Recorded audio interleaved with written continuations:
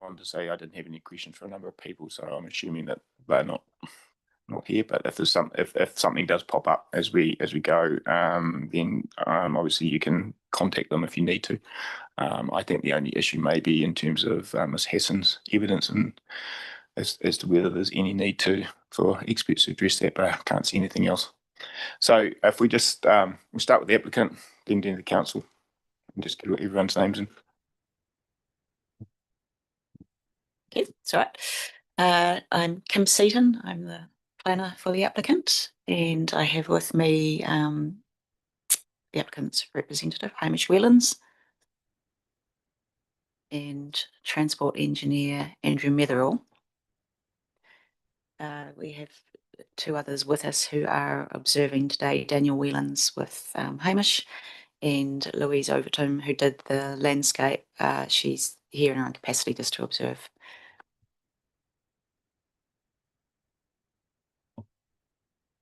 They're obviously available for questions should something crop up, but yeah.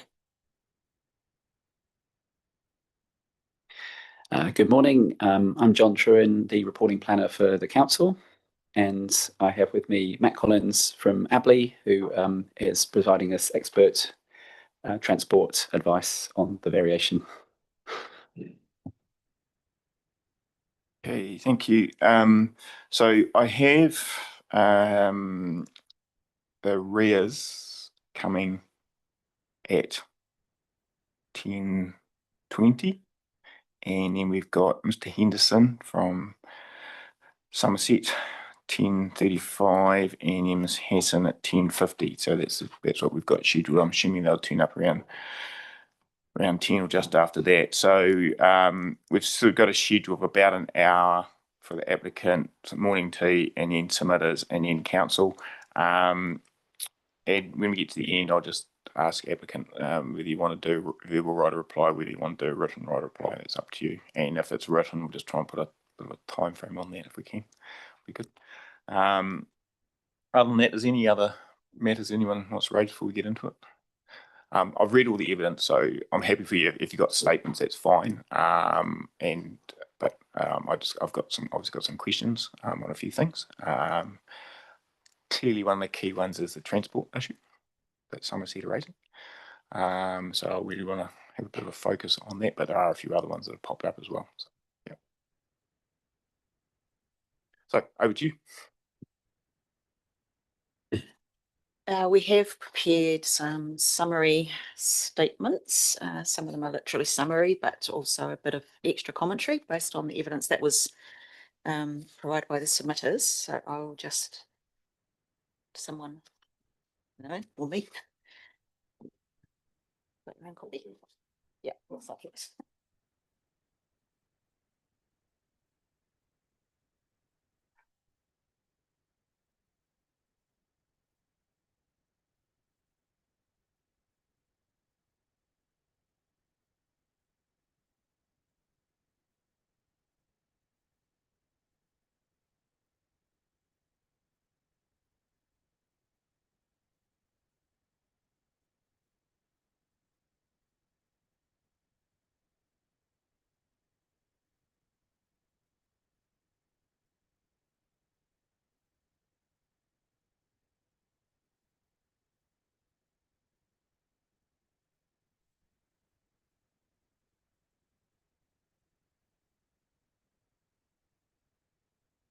So we'll start with Mr. Whelans, then traffic, and then we'll finish with planning.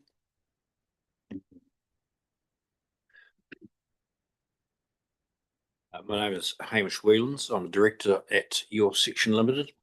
My evidence relates to corporate matters associated with variation 4 to the partially operative Selwyn District Plan, provided on behalf of the applicant Your Section Limited.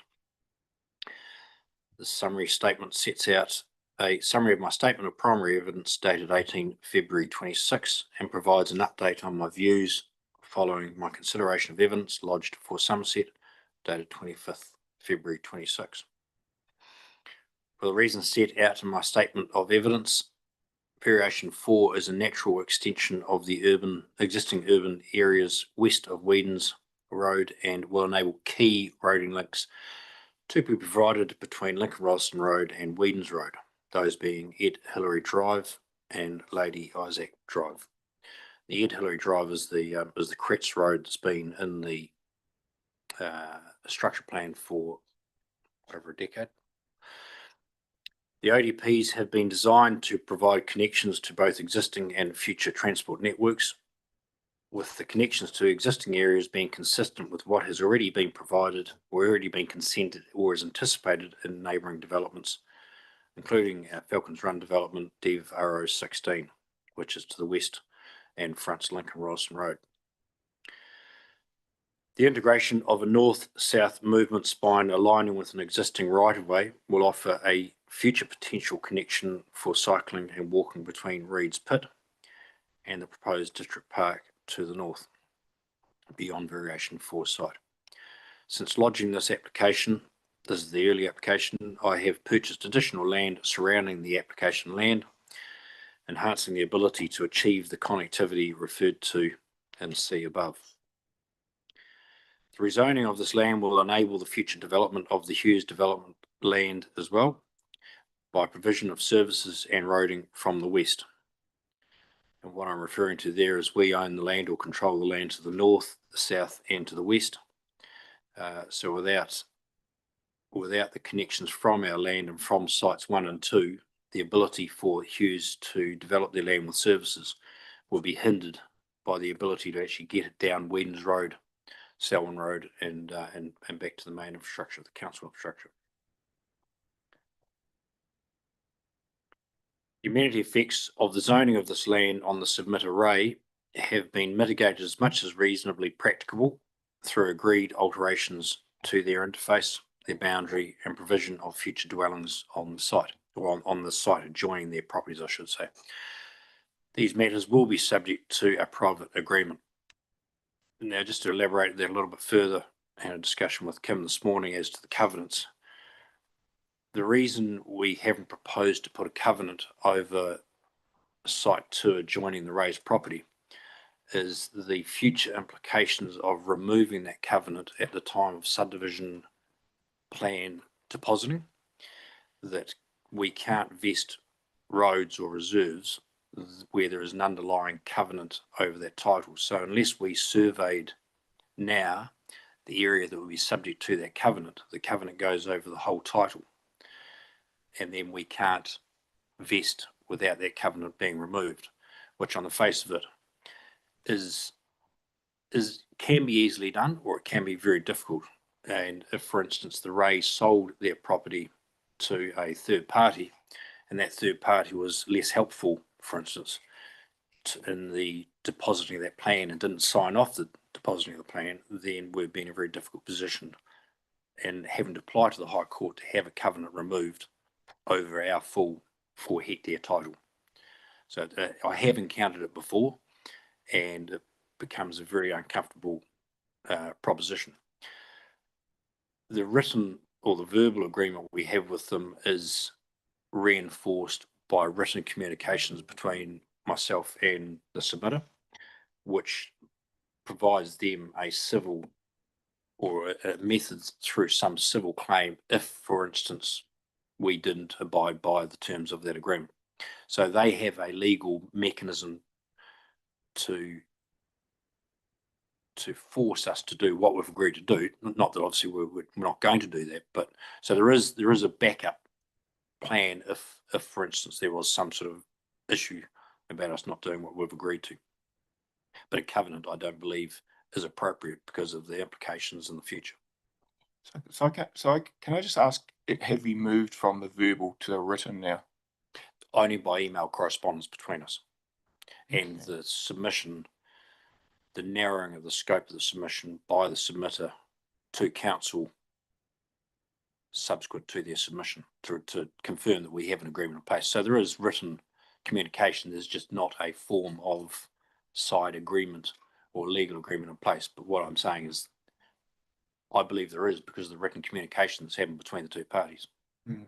So I'm just wondering how far I can go in taking that into account at a verbal level, as opposed to a written level.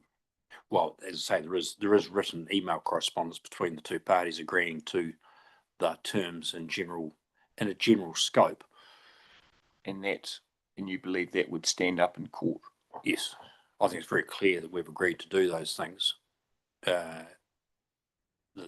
Such as provision of services to the boundary for sewer and water, the removal of the existing fence and poplar trees, the planting a new fence at our cost of a paling style, the planting of native vegetation within 5 to 7 metres of their boundary. I think it's very clear in written form between the parties that yes, we've agreed to that, and they've then narrowed the scope of their submission. So is that written, that correspondence, is that private, or is it available I would for have me to refer to? I wouldn't have a problem with it being available as an email correspondence between the parties, and I think. And would they agree with your? Yes, I believe so, because the narrowing. Well, of the scope, I can ask them if they yeah, can. Okay. the narrowing of the scope was subsequent to those written communications, so they've obviously felt comfortable with what I've agreed to in written form to then tell council that those matters have been accepted.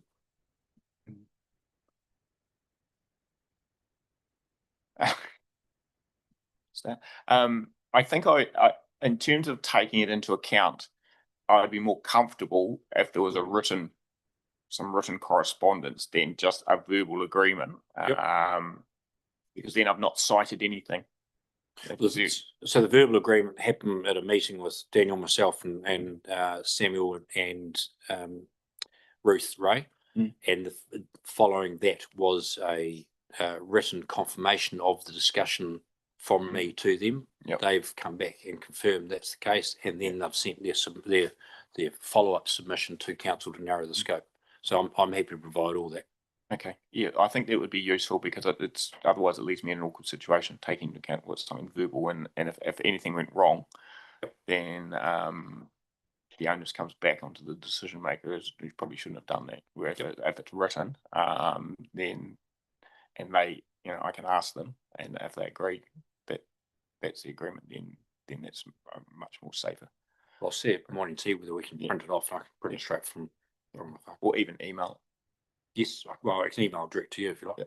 Yep, might be easy. Yep. Okay, thanks. Okay. Some of the effects detailed in the race submission are outside the scope or control of the applicant. These are matters for future discussion with Selwyn Council, such as development contributions when connection to those services may be required. And also the Macrocarpa hedge line, which is within public road reserve. So, yeah. Consultation continues and will continue with the Ministry of Education as they have requested. This has been acknowledged by Ms. Lavina Tozer, Project Manager, Land Investment and Recent Communications, with your section on the 26th of February. And if you like, I can provide you a copy of that as well. In respect of Mr. Henderson's evidence for Somerset, these are matters that will be addressed by Mr. Metherell and Ms. Seaton. Okay, I've just got a few questions for you. If I can just go back to your evidence, and so this is about these right of ways down the western boundary. In a paragraph 15, sorry. At the bottom of that paragraph, you talk about one of the private parties has applied for subdivision consent, which does not rely on this laneway for vehicle transport needs. I'm just trying to get my head around where that is. Okay, if I can provide you this plan. I'll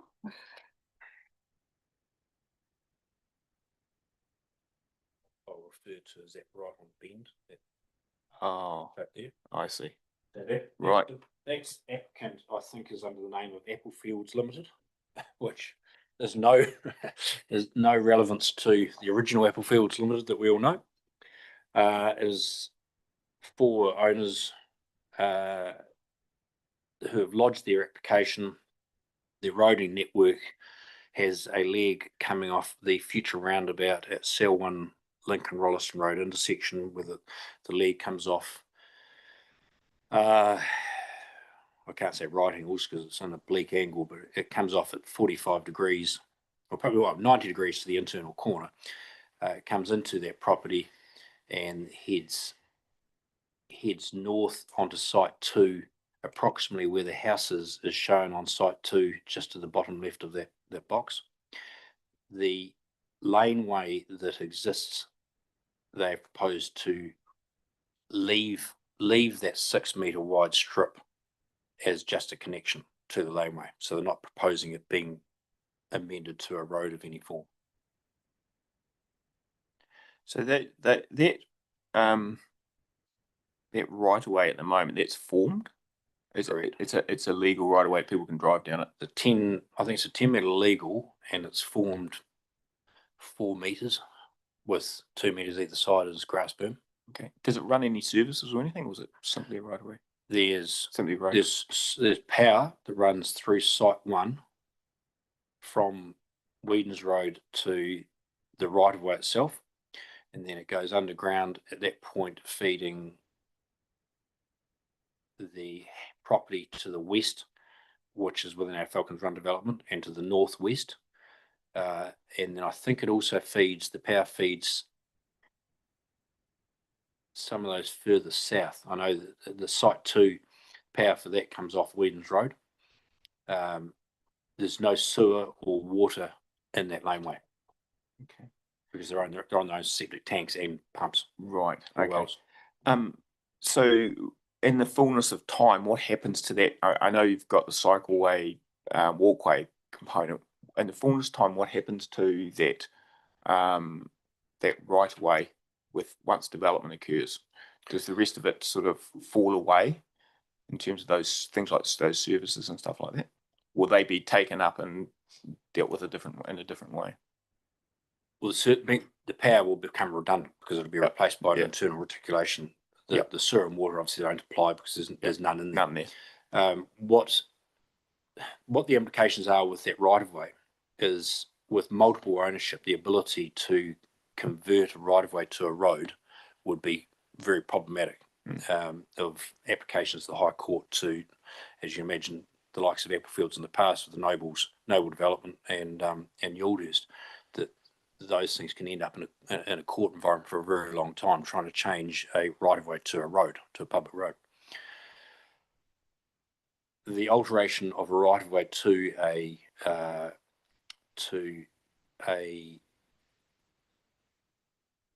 public cycle and walkway with temporary easements over there, enabling properties to use the right of way for vehicles until such time as their properties are developed, I believe will be a lot less problematic in the short term. All of these owners, or when I say all, there's only two remaining owners that are not, or 2 remaining blocks that are not owned by myself or Hughes Developments Limited. Both of those are intended to develop. The one I've just talked about on the corner, an application is already there, and the block between them and the land that I own, I'm going to see next week, and they're looking to sell theirs as well. So the problems get easier to resolve, but until such time as we do actually get those resolved, the transition to a public road will be a lot more problematic. So we're trying to find the line of least resistance, where we end up with a right of way which can continue as a right of way, but also has a secondary purpose of cycleway, walkway, and provides that amenity connection north-south to a reserve being Reed's Pit and up the north. And it actually has a lovely amenity to it too. And do you have the same issue in trying to create the east-west road to cross that roadway? Yes, we do. We do. It's that's why we need to resolve that before we build the road on the Hughes Development boundary. So our initial roading network that we've proposed would be up the north. So it's a connection of Ed Hillary Drive. It doesn't go. So it'll go through the property in the northeast corner of at the Falcons Run block. That land is zoned MRZ already, so we can make that road connection east-west without any hindrance at this On the point. north side. Correct. Yeah. the one that on the Hughes development boundary is affected by the right of way. So that's what I'm saying. Over time, we need to resolve those issues. That's why we can't put in our first stage to make that connection, because legally we don't have the ability to do it. Okay. And But over the fullness of time, would those that will be creating that road, that east-west road, effectively sever the right of way? How does that then? yes, it would do. So we would need approval from the owners to cancel that part of the easement or amend that part of the easement to enable a new easement to be created that would be feeding services off a public road, which would be the Lady Isaac Drive extension. Yep. Okay. Thanks for that. One of the questions I had around this is that the ODP has been amended to include the link into Reed's Pit. Does it need to be amended to include the cycleway, the cycleway up the right of way, cycleway pedestrian path of the right of way, in the same way it's been amended to deal with the one into Reed's Pit? I.e., are they more or less the same thing? Without being flippant, I don't really think it does need to be, because we're going to be doing it anyway, and then we're proposing to put the cycleway up there. So that is our intention, I suppose, for accuracy Probably of an OGP and for a planner to be looking at, then it could be amended. But you're saying it's already there? It is. It has been done. Okay. Oh, okay. Okay.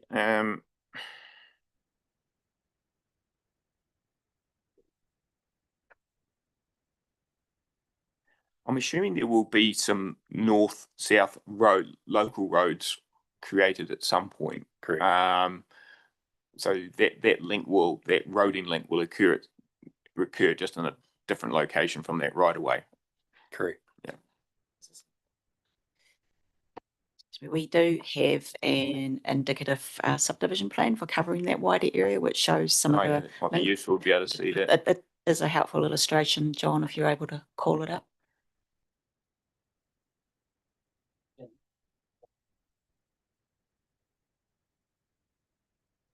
So we've started a plan for all the unconsented land that we have that's not consented yet, being site 1, site 2, plus the north and to the northwest. We've started a plan on how that bigger area will look.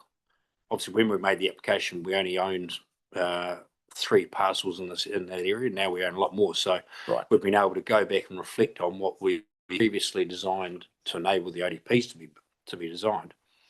We've got to go back and say, how can we have done this better now that we own more land? So that image there is a first cut. If you can rotate it clockwise 90 degrees, that will make it a bit easier. You'll see the green spine at the moment. It's horizontal, but then it'll be vertical once we up.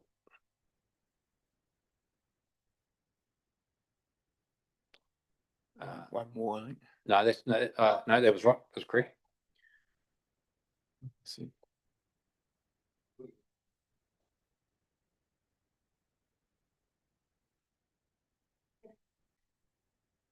Here's the right. Yep.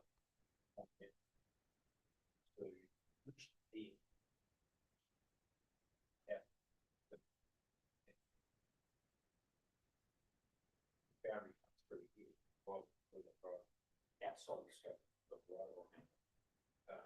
That's the Hughes development block there, and that spine we'll talk about here, north south over there, but also bring it back down here to Reed's Pit. So there's the raised block just there. A small number of lots to join their property and observe in that location, which then next to Reed's Pit as a black area. It's quite Reed's Pit's quite not severe peaks, but several peaks. But then there's, you can see the north south road obviously get down to this point. There.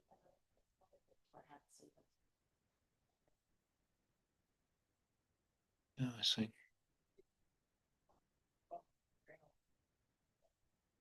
Scroll down. Yeah, that's all. That's it. So we have some north and south road there connected to what we make road and drive. And this blocks these through here. That road goes down into where that's the piece that's not consensual, no application yet, further down to the months for subject to consent. Yeah.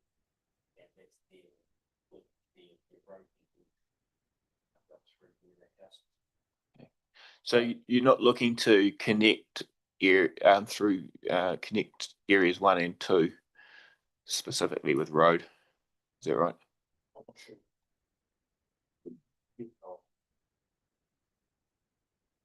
All right.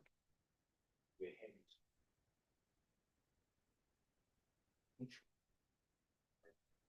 Right. but the bus stop. So potential sale may or may not occur, so we're trying to design something. And we're going very long this area, so that should come up to that point. So if this does. If something happens, yeah. Yeah.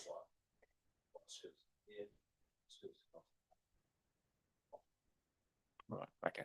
Yep. Okay. That's understood. Yep.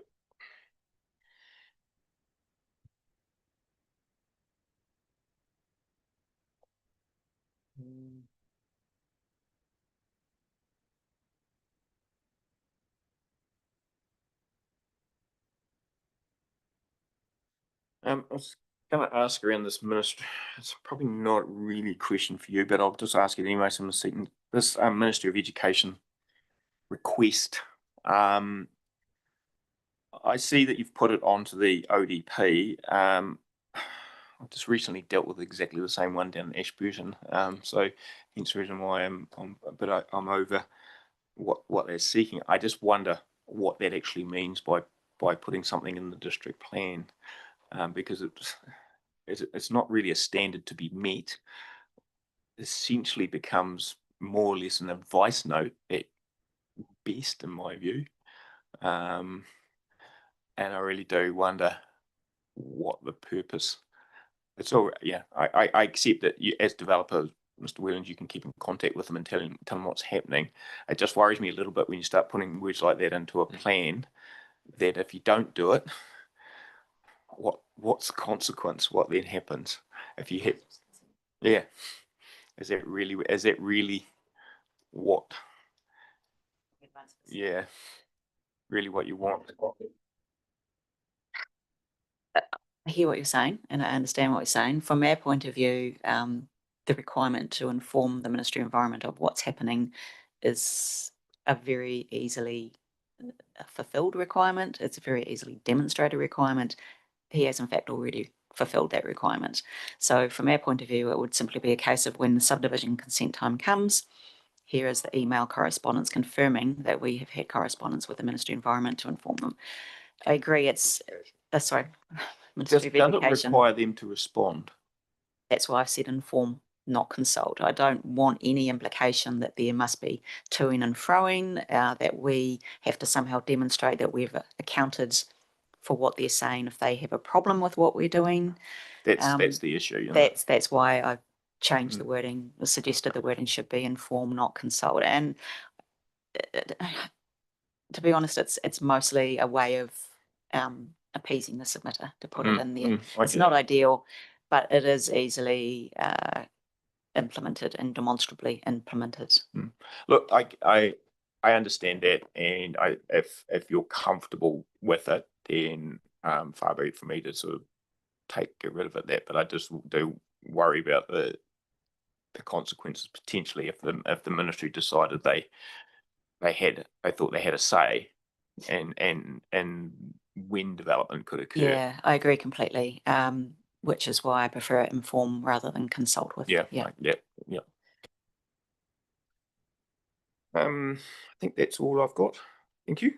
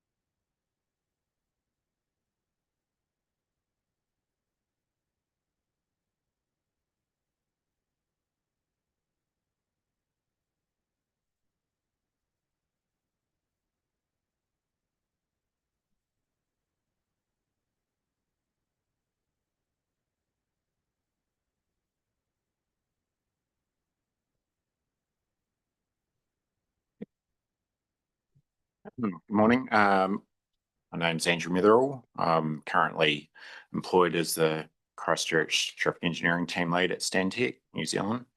My evidence relates to transport matters associated with Variation 4 to the partially operative district plan provided on behalf of the applicant, Your Section Limited.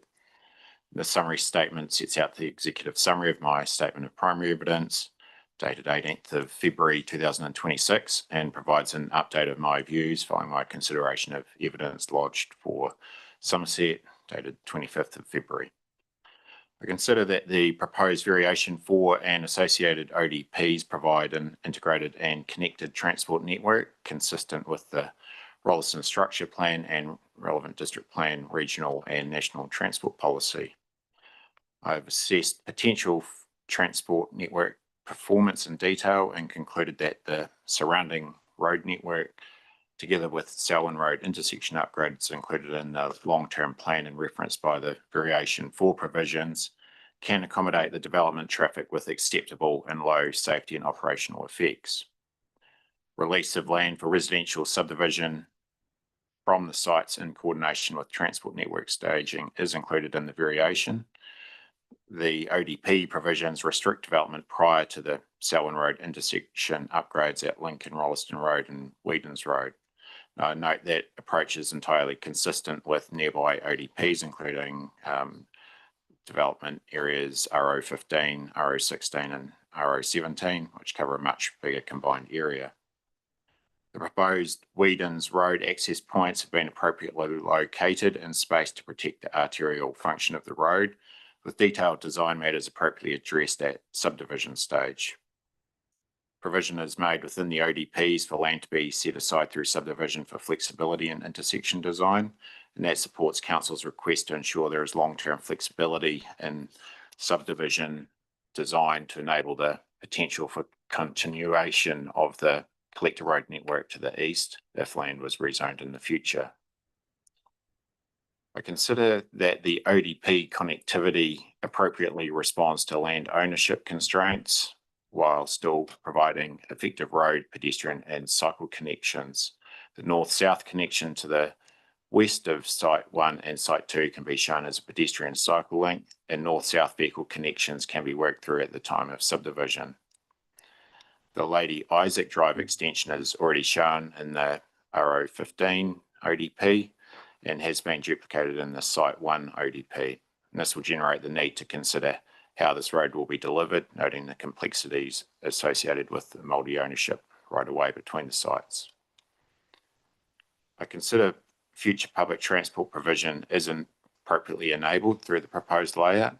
Service introduction to the southeast of Rolleston will be a matter for consideration by Environment Canterbury in the future. The rezoning will have no material effect on that decision making. In respect of Mr. Henderson's evidence for Somerset, I understand there's a concern that the provisions relating to staging of development may prejudice the timely consenting of a retirement village within development RO11 ODP area, currently subject to a consent application. For transparency, I've also had involvement with For Somerset on the application, although I only comment on the comparative rule framework associated with the district plan rules. I understand that retirement village site is not subject to explicit Selwyn Road upgrade staging restrictions, but is subject to district plan high trip generator assessments requiring a basic integrated transport assessment under Tran R8 rule. Consider the rule framework places low weight on the retirement village integrated transport assessment to consider wider network effects at the Selwyn Road intersections. Variation 4 subdivision is also most likely going to trigger the high trip generator assessment and will also be subject to the ODP provisions relating to Selwyn Road intersection upgrades. The Variation 4 sites will therefore have a requirement to consider cumulative effects and wider network effects on the Selwyn Road intersections. Mr. Henderson explains that Somerset received comment from the council transport team that the traffic generation effects of the proposed retirement village may warrant an occupation restriction ahead of intersections being completed due to uncertainty of intersection upgrade timing. As I've described above, I expect the rule framework places low weight on council discretion to consider the wide area network effects for the retirement village site, given its low traffic generating characteristics, being a basic ITA threshold. The intersection upgrades in question are scheduled in the long-term plan for 2028-29. The draft annual plan 2025-26 currently being consulted on has not signalled any change to that timing. In my opinion, this carries a reasonable level of certainty for the purpose of assessing resource consents and is helpful for setting the planning framework for this variation request. As described by Ms. Seaton, uncertainty as to the timing of upgrades also existed at the time of variation 1 to the now partially operative district plan, and the hearing panel for that variation determined that it was appropriate to require the intersection upgrades in the text of ODPs, triggering consideration of subdivision as a discretionary activity if the necessary upgrades have not occurred by the time of subdivision. I have had some experience with advising on subdivision consent applications in development areas RO 15 and 16, where discretionary activity subdivision was sought ahead of those intersection upgrades. Integrated transport assessments were prepared in accordance with the discretionary activity status triggered by the ODP non-compliance, as well as to address the high trip generator rule requirements. Those assessments have started from a baseline assumption of significant unconsented development already being established in the unconstrained development areas, i.e. development area RO 11, to ensure cumulative effects of development were considered. Transport assessment conclusions for subdivisions in those areas included that there is a multi-year timeframe to consent, construct and market the subdivision lots, construct houses and occupy houses. And that creates a multi-year lag that in practice means any new development being consented now will at best only be partially occupied at the time of scheduled 2028-29 intersection upgrades. If a development precedes the intersections, any cumulative effects were assessed as still acceptable from a safety and efficiency perspective and of a short duration being effect, and ultimately did not result in specific occupation restrictions. There are various positive benefits were achieved through early subdivision works, particularly around early and cost-effective delivery of arterial road intersections on Lincoln-Rolleston Road and initial development of collector road networks between Lincoln-Rolleston Road and Whedons Road supporting connectivity. Did not identify any expected effects based on planned infrastructure timing that would suggest significant adverse effects to the transport network warranting a non-complying activity status as sought by Somerset. In my opinion, continued use of the discretionary activity status, i.e. requiring upgrades as part of the ODP text, provides an ability to plan for and start development cognizant of and suitably staged to wider transport network upgrades planned to be delivered within a few years. Overall, I consider that the proposed rezoning can be supported from a transportation perspective. Okay, thank you. Can I just ask, going back to the consents that the ITAs that you did related to TFRO 15 and 16, were they approved? Yes. Okay. So those consents are for your section. Okay. So they were approved at a discretionary Yes. level. So, in your view, in terms of these two sites, could any development take place prior to and be occupied, i.e. in use, prior to those intersection upgrades occurring? It's ultimately probably driven by the market. Yeah, I get that. But yes, I think you're probably getting close to the threshold, I think, at the moment, and it would depend on for if it's owned by your section and they've got other consented but undeveloped lots, it might be a case of timing and what they want to release first, I would think. I honestly have never come across these no occupant restrictions before, and it seems to me that they are effectively a prohibition. Is that how you read it? In terms of the Somerset comment, Yeah, well, it's not just Somerset though, because they've indicated that there are others. So it's a prohibition on occupation and therefore transport occurring. If you've got one of these, you simply cannot occupy. Therefore, there's no traffic generation occurring. Is that your understanding of that? that's the way I read it, but I'm not familiar with any of the consents I'm that might apply. not familiar with it either. So it seems to me that anyone who's got one of these placed on them, like Somerset, and they indicate that there are others, I'm not sure what those others are, have effectively got a prohibition on occupation and therefore traffic generation from their sites. Yeah, potentially. Just to clarify though, Somerset hasn't got that occupation restriction on them at this point. They've got a consent application in process and an early it's now being processed by other parties that gave that comment. And so it was a potentially might be required comment is my understanding. But I guess where I'm heading is that if you were then doing an ITA for this site, would you then look at these prohibitions on these other sites in terms of the implications that those would create, i.e. no traffic coming out of there where it might have been previously, in your ITA? Would that be part of your that amount of knowledge? And I think what we found through the RFI process for one of those other consents was that we were asked to kind of check further around what where other subdivisions were at, because it's getting quite a fine level of detail. And I guess that the rationale for the discretionary activity status or inclusion of intersection upgrades was originally that the assessments have been focused on a future network that represents something like 2040, and it's too hard at this plan change stage to be getting into the fine grain of what's going to happen in terms of the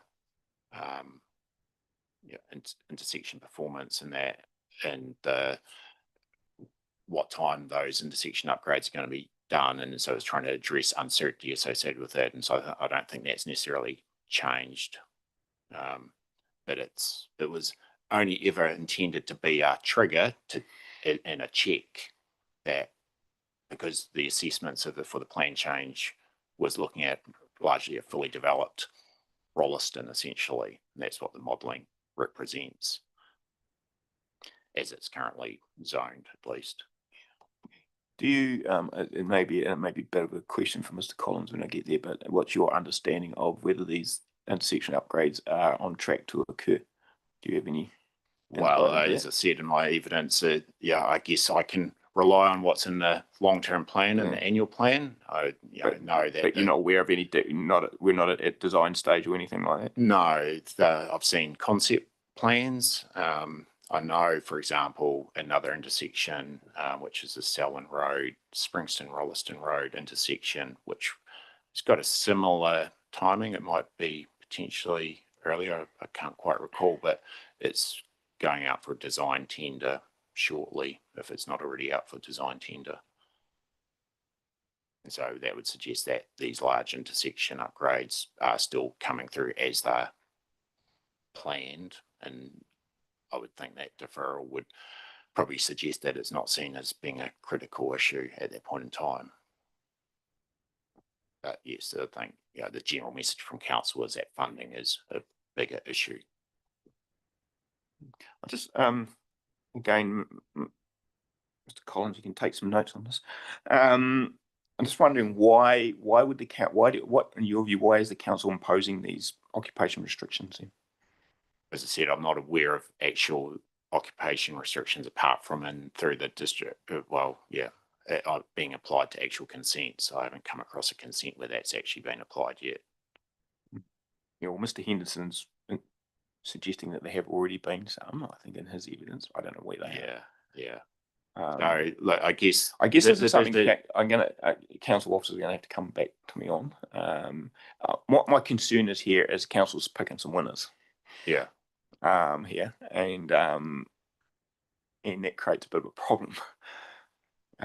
Because obviously at a discretionary level, you have got discretion. At a non-compliant level, it's a whole different test. And that's, I think, where Mr. Henderson's coming at it from. And that's his position is, well, hang on a minute, we've been totally restricted, it's effectively prohibited. Why should someone else in the area have a discretionary level of consent?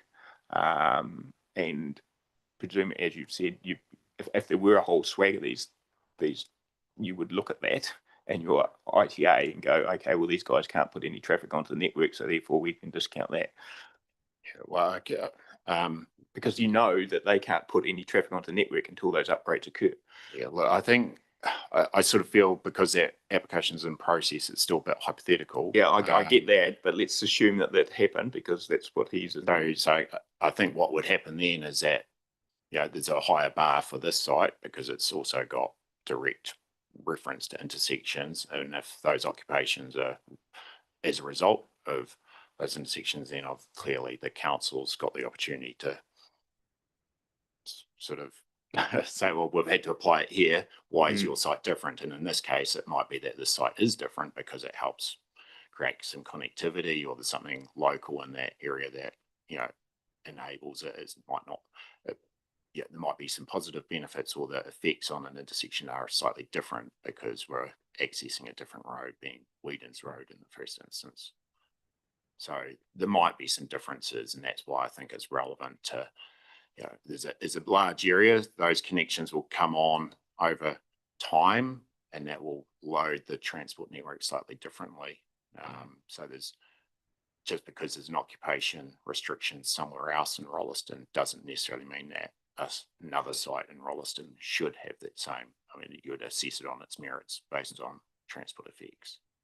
Yeah, I guess it just seems a bit odd to me that you end up with a occupation restriction on sites which didn't have those provisions around the intersection upgrades, and here you've got a situation where you've got a discretionary activity status related to those upgrades. So in other words, they didn't have that, but yet they've ended up with a occupation restriction, which is effectively becomes a prohibition, as opposed to a. Well, I guess all I can go off is the knowledge. Perverse outcome. Yeah, the knowledge of the consents I'm aware of would be the piece, what was PC 75, which was owned by your section. My understanding is that that's all been subdivided and hasn't got an occupation restriction. So that's on the west side of Lincoln Rolleston Road, so not subject to that. The PC 78, which is, I think, where the Somerset retirement village is land for, that is got a subdivision consent, and to my knowledge, it hasn't got an occupation restriction. And it's also allowed for traffic generation from the retirement village. So it may be that there's another future stage that I'm not aware of that might have that, but there's been a lot of development approved that hasn't got an occupation restriction, and I'm thinking it was at some stage in 2025 that part of the development area RO15 had a subdivision consent approved, and that helped to support development of a major arterial intersection ahead of time. And some of those connections will help when the council needs to actually upgrade those Selwyn Road intersections as well. So in terms of sort of managing traffic effects during construction. Okay, I probably can't take this any further, but I guess I need to understand from council when we get to you guys as how this has come about. Is it just a recent thing? And then what are the implications of that? I was going to ask Mr. Metherall, the Whedon's Road, is that likely, you referred to it being 80k, is that likely to change as a result of subdivision down that western side?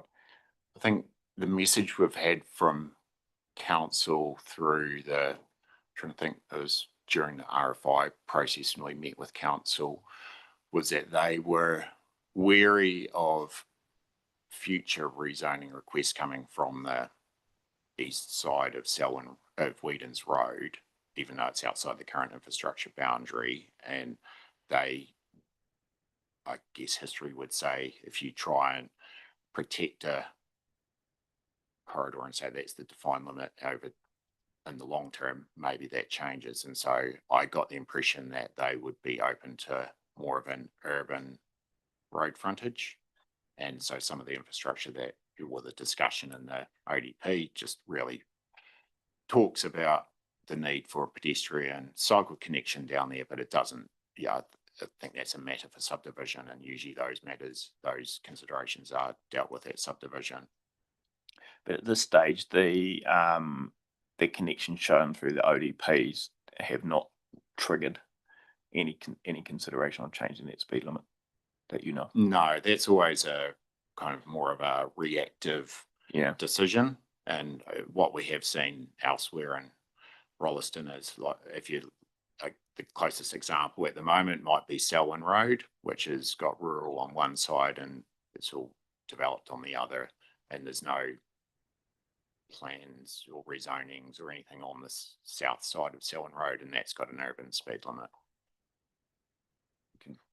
This Whedon's Road has a slightly different function for traffic because it connects from Lincoln up to Izone ultimately, and so it has a little bit more of a through traffic function, and that will be a consideration for the council. So the location of intersections, I think, has been set out so that it can be responsive to either a lower urban speed limit or something a little bit higher. And in terms of that intersection with heading up towards the motorway, I can't remember what the road was. Levi Road. Yeah. That's still 5-6 years away? That's right. Okay. And would you see that as being something that may need to be brought forward with development along Whedon's Road? Did that anticipate that development? That there's quite a few cars backed up there this morning when I drove down there, so that's why I originally asked the question. Yeah, I just think, like, at the moment, there's a lot of for example, Lincoln Rolleston Road's closed for yes, saw that. And so there's one way, I think, isn't and so I guess the flip side of that is I came through that way, and it was working pretty comfortably, which would suggest there's a bit of resilience in the transport network still at the moment.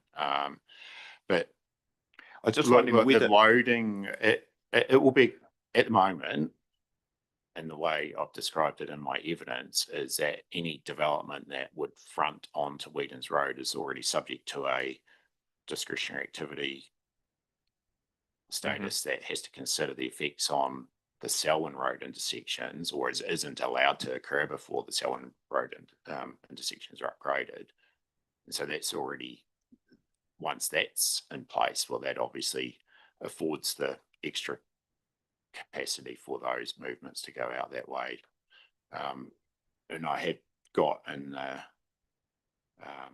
evidence kind of the importance of that Levi Whedon's Road intersection, and it once there's a connection between Lincoln Rolleston Road and Whedon's Road, and that intersection goes in places, it will generate a very large shift in traffic patterns.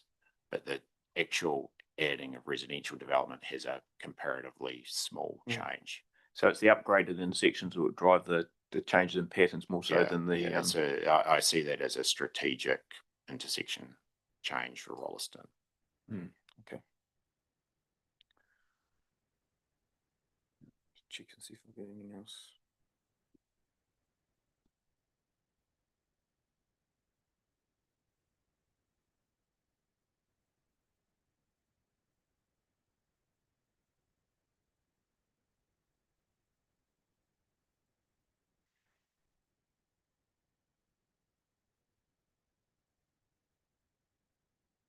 No, that's all. Thank you.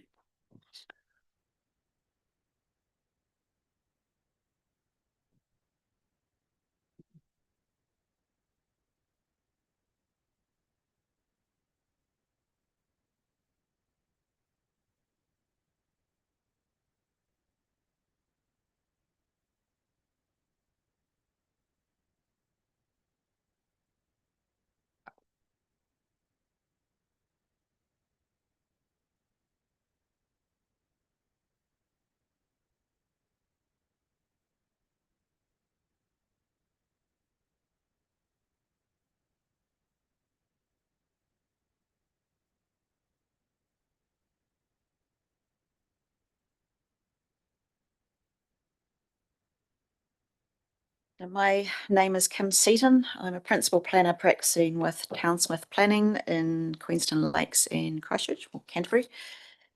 My evidence relates to planning matters associated with variation 4 provided on behalf of your section. The summary statement sets out the executive summary of my primary evidence and also provides an update of my views following consideration of the evidence lodged with Somerset. For the reasons set out in my statement of primary evidence, I consider the matters raised in submissions have been adequately addressed, including through the introduction of further amendments to the ODP. The evidence of Mr. Metherell confirms the site will provide good connectivity within Rolleston. Provision is made within key transport corridors for future public transport, and good pedestrian cycle connectivity, both on and off road, is provided for. Proposal is consistent with national policy statements, including those newly released or amended in December 25. And the proposal is the most appropriate way of achieving the purpose of the Act, and the purpose of the Act is achieved. In respect of Mr. Henderson's evidence with Somerset, I agree with Mr. Metherell where he has stated in his evidence that retention of the upgrade requirements in ODP text, with the consequence that if the upgrades have not been completed at the time of subdivision, then resource consent is required as a discretionary activity, and that's appropriate. I do not consider that non-compliant status is appropriate or necessary. In part, my reasoning for this is that the panel for variation 1 to the proposed Selwyn District Plan determined that the ODPs and Subrec 3 were the most appropriate mechanism for addressing the road upgrade requirement in the ODPs that were under consideration at that time, with fully discretionary status for non-compliance. There was no suggestion that non-compliant activity status might be either necessary or appropriate, and the panel made this determination following joint witness conferencing and against the recommendation of the expert witnesses, of which I was one. The joint witness statement made by the planners on the basis of the expert transport evidence at the time recommended a restricted discretionary status for non-compliant subdivisions occurring before intersection upgrades, and the panel decided discretionary they were more comfortable with. And just also, I'll just add that the concern at the time of variation 1 wasn't necessarily whether the transport onto the network was appropriate or not. The concern was that the council didn't have enough detailed information to fully assess those effects at the time. So the joint witness statement said that's fine. Here's a restricted discretionary rule that will give you some discretion to look at what those effects will be when the transport planners have the opportunity to do full modelling and provide the full detail that the council wanted. The panel said actually we'd rather have fully discretionary, thanks, put it into the ODPs, but the suggestion was not that the traffic generation was inherently inappropriate, it just needed to be more fully assessed.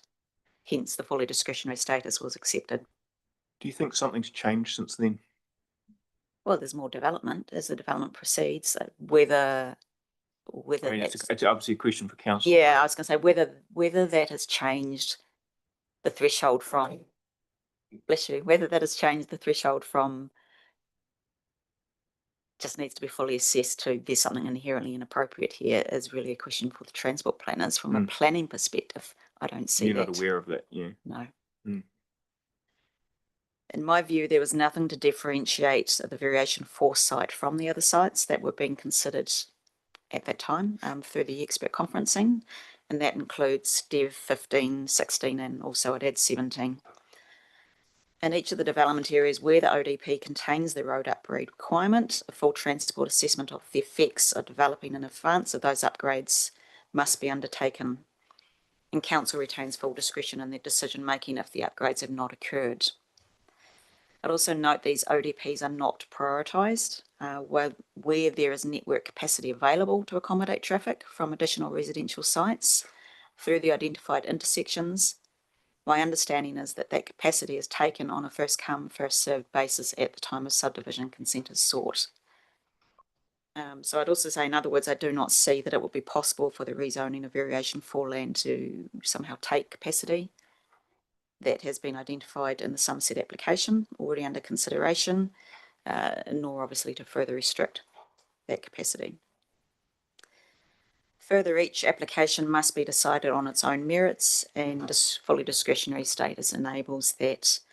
And I agree with Mr. Metherall where he has stated that just because there may, assuming there is any occupation restriction in one area of Rolleston, does not mean that all areas are inappropriate. And I would also fully agree with him, for example, that the benefits of creating, for example, completing the Ed Hillary Drive Kretz connection or the Lady Isaac Drive connection, the benefits of creating those connections may well outweigh any adverse effects that might otherwise come from the traffic generation. And I've observed that with the resource consents that we've dealt with already through Dev 16,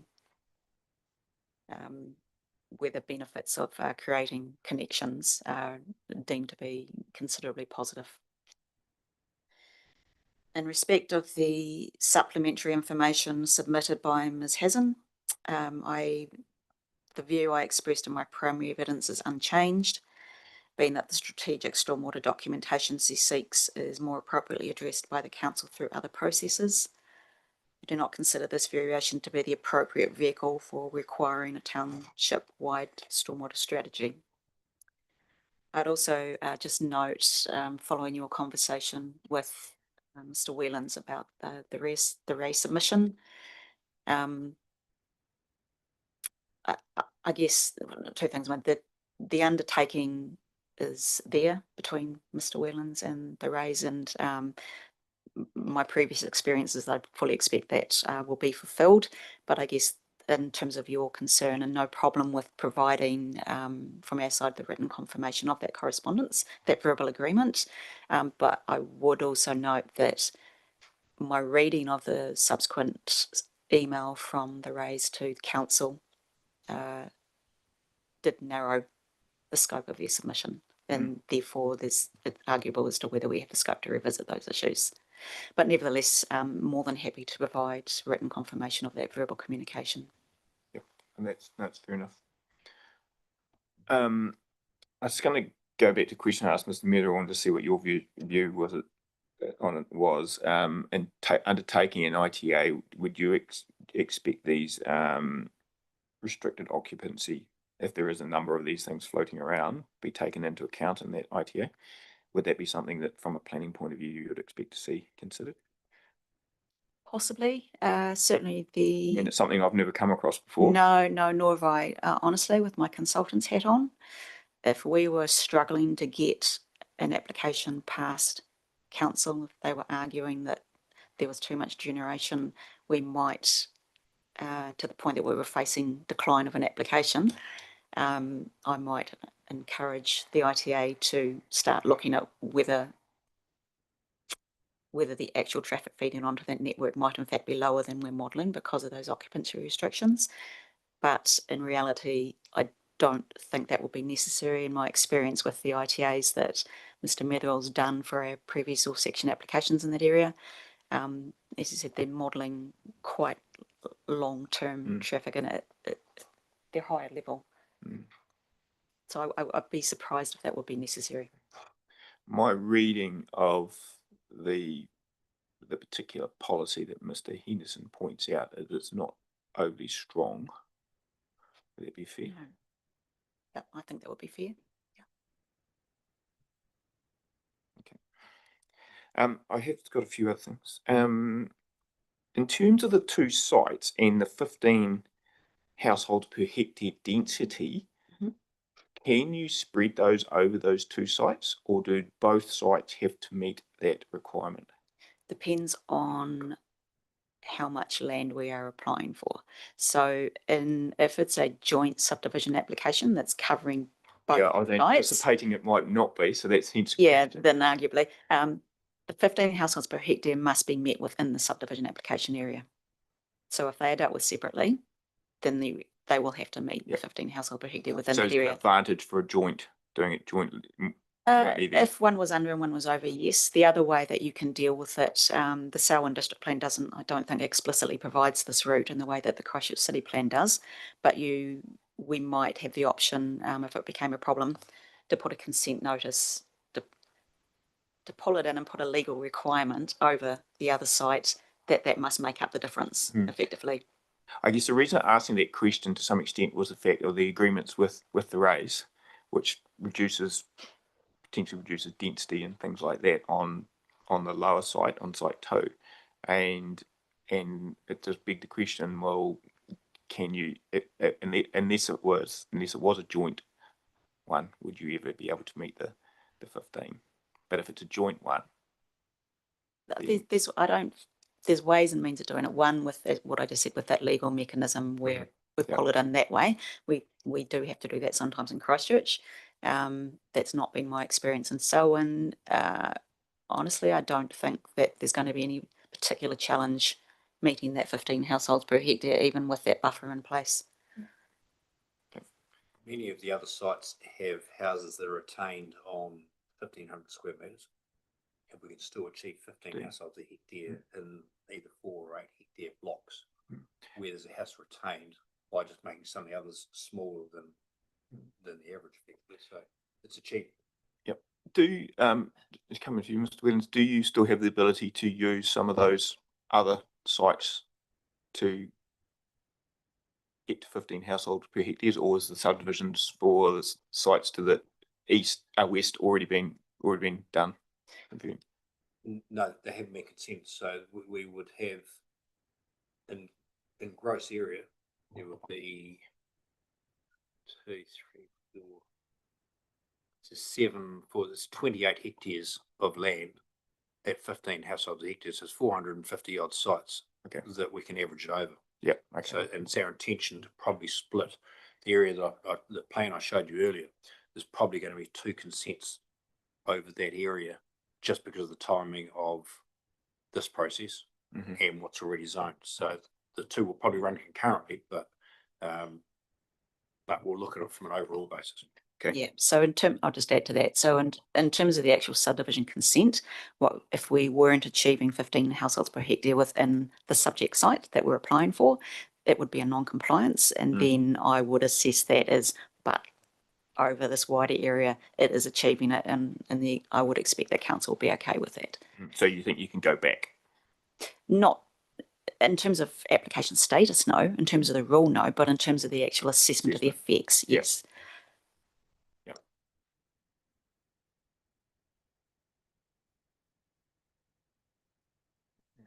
We've gone over that.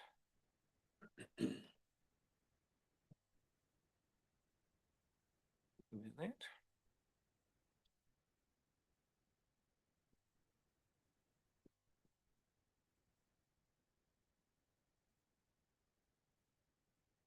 Yeah, I did note that there's been a few amendments that come through in terms of the variation. Is that correct? Yes, to the ODPs. Yeah, Yes. is there a section 32 AA? No, it's not. We can certainly provide one. They were very small Yeah, I know. amendments, but no, in fairness, no, not formally. Yeah, I'm just covering bases. Yeah, understand. Okay, that's all the question. I think it just would be useful just to cover that issue off, because obviously as a decision maker, I've got to cover that issue off, and I haven't got anything. Happy to provide I'm that. having to sort of make it up. So Understand. okay, I think I've covered everything there. We'll just break for 15 minutes and then come back with the submitters. So we've got the raise first. Are they here? Yep. And then we've got Mr. Henderson and Ms. Hassan.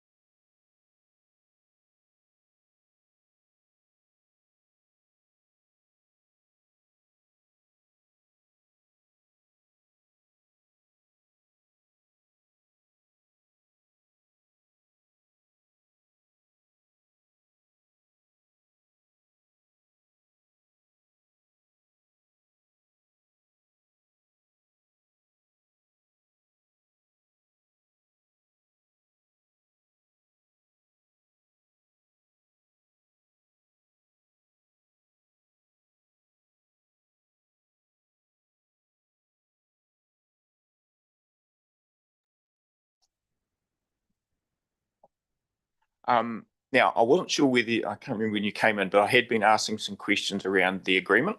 And I'm not sure whether we've had discussions, but Mr. Whelans has agreed to provide me with the emails between the parties. Yeah, So I mean, we have a written undertaking Yeah. from Hamish, so I mean, I'm happy to take him at his word that he will do that, and we've been talking about the putting the fence in and planting and things like Okay. that, so Yep. I'm comfortable there. okay, Right. okay, Well, good morning. My name's Samuel Ray. My wife Ruth and I live at 441 Whedons Road, immediately adjoining the land subject to variation 4. Our property is currently general rural zoned. We're not opposed to the rezoning in principle, and we've engaged constructively with your section and resolved most matters raised in our original submission, and we certainly appreciate that engagement. Today, I wanted to focus on 2 remaining issues: the water and wastewater effects, particularly the risks to our private well and septic system, and protection of our Whedons Road frontage Macrocarpa shelter belt. Our property relies on a private domestic well and an on-site septic system. Our issue is that rezoning creates intensity. Intensity drives the servicing model, and the servicing model creates the risk pathway. Currently, we sit beside rural land.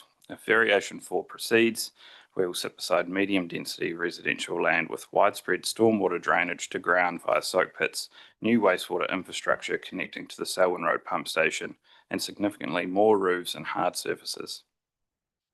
Even where the system meets engineering standards, cumulative exposure rises. More dwellings, more soakage, and construction disturbance all increase the interface between the urban discharge and groundwater relied upon by neighbouring well users.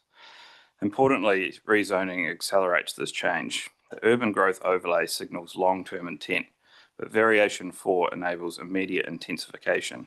What might otherwise occur gradually is compressed into a short development window, increasing construction disturbance and infiltration activity around our property.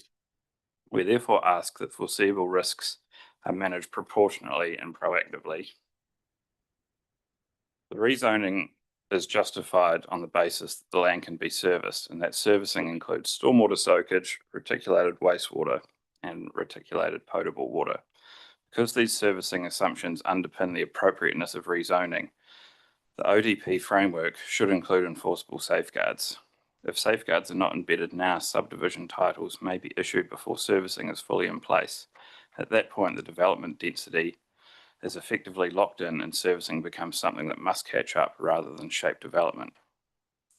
We seek a requirement that the subdivision enabled by the medium density rezoning should not proceed to title until reticulated wastewater and potable water infrastructure is constructed, commissioned, and available, including any required downstream upgrades. Variation 4 allows for a marked increase in residential density. The applicant's servicing approach assumes connection to reticulated infrastructure, meaning the rezoning is being pursued on the basis that these services will be provided. However, with explicit staging controls in the plan or ODP, subdivision title creation could occur before infrastructure is available. This creates pressure for interim servicing solutions and places neighbouring properties that rely on private systems at risk as a result of the increased development enabled by rezoning. Selwyn has used staging provisions in prior plan changes, for example, plan changes 62 and 63, to link subdivision rights to infrastructure availability and monitoring of effects on neighbouring wells. Staging controls are standard and ensure safeguards are in place before development rights crystallise.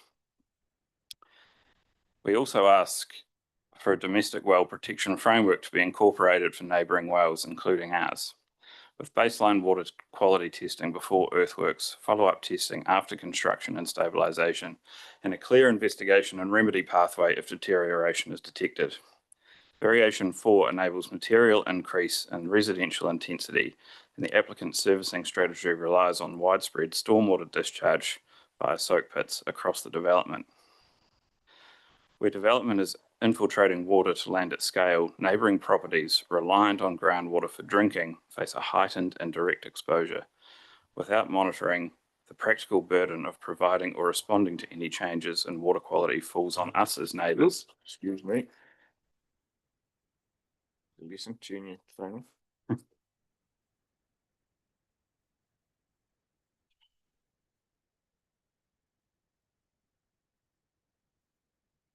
Sorry about that. No worries.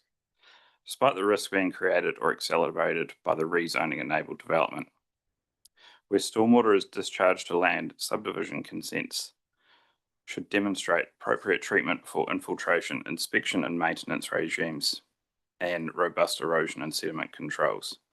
This aligns with Section 42A report's approach that stormwater is managed through Environment Canterbury consents and a detailed subdivision design. The point is to ensure that ODP expressly requires treatment, maintenance, and construction controls to be addressed through those later processes rather than leaving them implicit. In terms of our macrocarpus shelter belt, our Whedons Road frontage hedge provides visual screening, amenity, and separation from rural and arterial road activity. We request that it is recognised as a key rural-urban interface feature and protected from removal or damage during development and associated roadworks. And finally, most importantly, we wish to emphasise the fairness issue arising directly from the rezoning enabled effects. As a result of the need to mitigate the risks of rezoning, connection to mains water or sewer becomes necessary to protect our well and septic function. That need arises because of the planning decision, not because we chose to upgrade voluntarily. The infrastructure trigger is a consequence of the rezoning, not of our actions. We understand that development contributions sit under council policy and cannot be directly set by this hearing.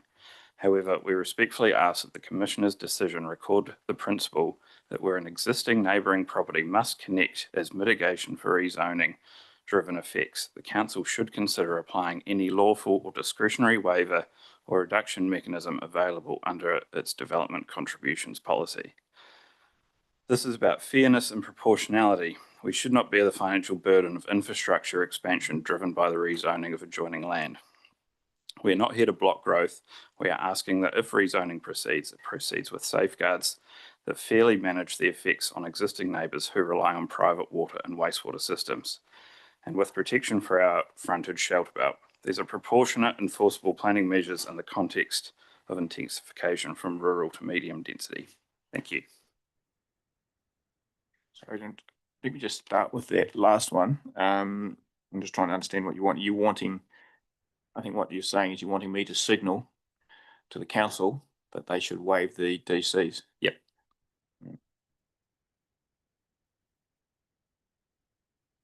We think a steer from this report could be helpful in once we start discussing this with the council. Have you got a copy of that? I can email one through. Yeah, if you email it through to council, and they'll forward on. Yeah, sure. That'd be useful. Okay, so I understand that one.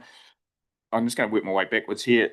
In terms of the hedge, is the hedge on your property or is it on the road reserve? So half of the hedge is on our property and half of the hedge is on the road reserve. So it's kind of offset slightly as it runs along Whedons Road for some reason. Oh, I see. So it's not that the hedge. So part of the hedge comes down and then it's sort of like out. Yeah. juts out. Okay. So I guess the bit that's on your property is or your call. Yeah. The bit that's on council land sits with them ultimately as to what they do with it. I don't think through this process there's a mechanism to protect it in any way because it sits outside the scope of the variation. Yeah. But I sort of understand what you're saying. Again, it's probably some form of negotiation with council as to and whether it's required in terms of future road upgrades or whatever, I don't know. But I think that's something that sits outside what I can deal with, but I can note it down. But it sits outside. Yeah, I mean that's all we're asking. We appreciate that it's outside of your kind of control. And then going back up to the servicing issue and what you're seeking here is, as I understand it, what you're asking for is that all those that wastewater and stormwater be in servicing be in place prior to occupation. Is that what you're? Yeah. So essentially ensuring that the council has done the upgrades that they need to do before the subdivision is put in place. So just ensuring that it's lined up correctly rather than So, the other way around. And look, I'm going to ask Ms. Seaton to sort of give you a bit of a commentary on some of this, but so just so you understand, there's still some consenting required here. So there is a subdivision consent, obviously. Yeah. But there's also consent required from Environment Canterbury. Am I correct? Around stormwater. Any others? Yeah. So there's a stormwater consent. So Environment Canterbury needs to deal with the stormwater consent, and there's obviously a subdivision consent. Now I'm going to hand over to Ms. Seaton here, so just to address the sort of the details that I'm assuming you can be able to do this, or Mr. Whelans can do this, in terms of the details of what is provided for prior to, and I'm thinking prior to issuing a 224 certificates and stuff like that, which might help. Yeah, I'll this process. defer to Mr. Whelans, but in terms of timing, but my understanding, I'm going to defer to him. I'll stop. Make things up. I think what Sam has highlighted in the way of timing is very valid, in that the effects on his well will be based on the houses that are in there, or the houses that are built. So during the construction phase, there won't be any effects on that well other than construction activity where natural sediments may settle just because we're doing earthworks. That shouldn't have the effects on the well. Obviously, I'm not a scientist, so I don't know the You'd answer have to to that. have erosion and sediment control plans and stuff Correct. like that. Yeah, so we'll have to have basins, but it's after that, in that if we had houses in close proximity to Samuel's place, that is when the discharge to ground may occur.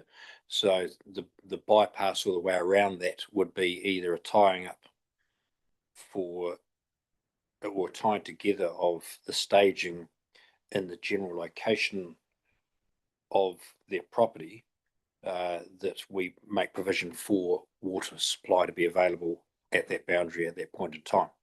So I can understand that you obviously don't want to have houses that are 100 metres away putting discharge to ground, and then they're taking their water from a shallow aquifer. So I think it's probably the first aquifer. So there is a correlation there that in my opinion, I've said this to Sam and Ruth, that I would be wanting to be on a community supply rather than a well supply as early as possible as well, if it was me. So it's I think it's the same thing. It's just it's some sort of, it's an acknowledgement that we need to provide them water or availability of water as early as we can in their staging close to their property. And I would add to that also, going back to your original question around timing. So in terms of the subdivision, so you have to have the stormwater consents prior to 224. Do council require that? Well, probably often we try and get them before we even get subdivision consent, but certainly before 224 we have to provide the copy of the consent to council. Yeah, and any subdivision works in terms of the construction works cannot occur until those stormwater consents are in place. Certainly the construction stormwater.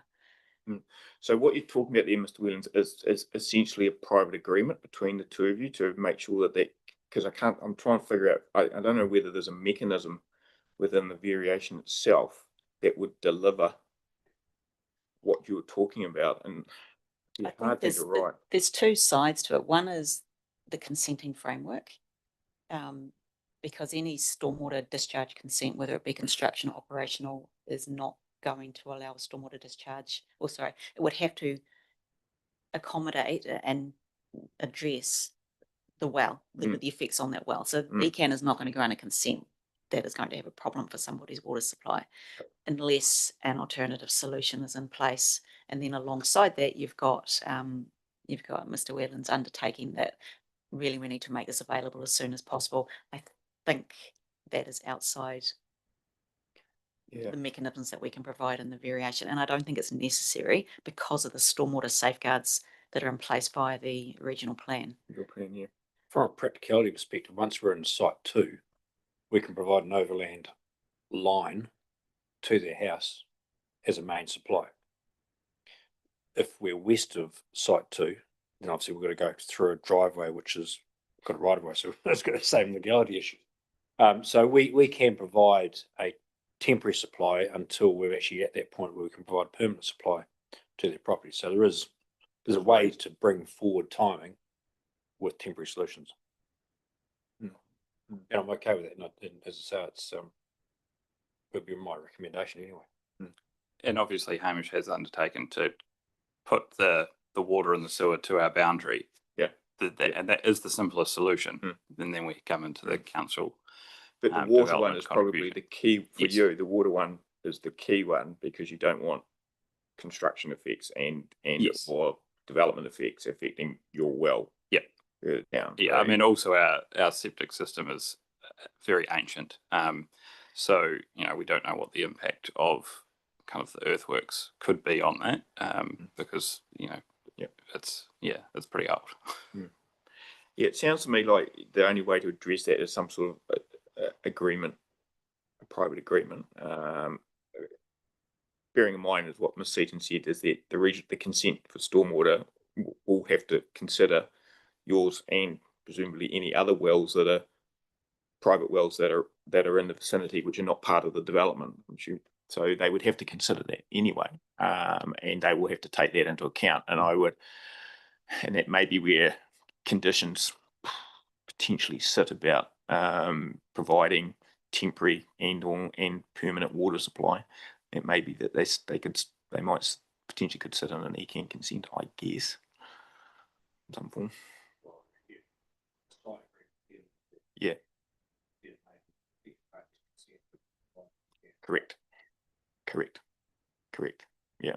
So there is certainly is a process, because you've got a well there. I think, Mr. Williams is right. You're going to be affected. Therefore, they're going to need your consent, and therefore, there is a process. It's not this one, but yeah, there is a way to actually deal with it. I think, yeah.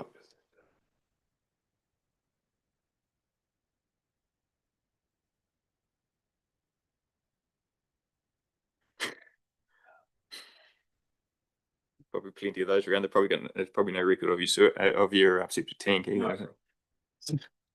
So yeah, okay.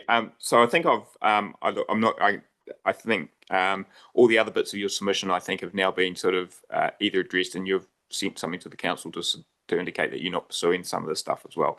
Although Mr. Wetlands has agreed to provide me with some written material on this.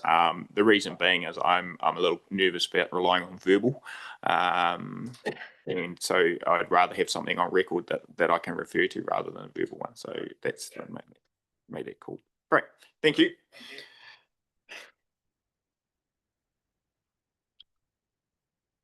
Okay, Mr. Henderson, can you hear us? Yes, I can, Mr. Commissioner. Can you hear me? Yep, we've got you. Thank you. So we're now up to you. You've probably heard a bit of the discussion that's gone on this morning, I'm assuming. That's correct. Okay, so I'll let you talk through it, and then I'll come back to you with some questions. Thank you, Mr. Chair. And just for clarification, the video stream only came in after you'd done the housekeeping.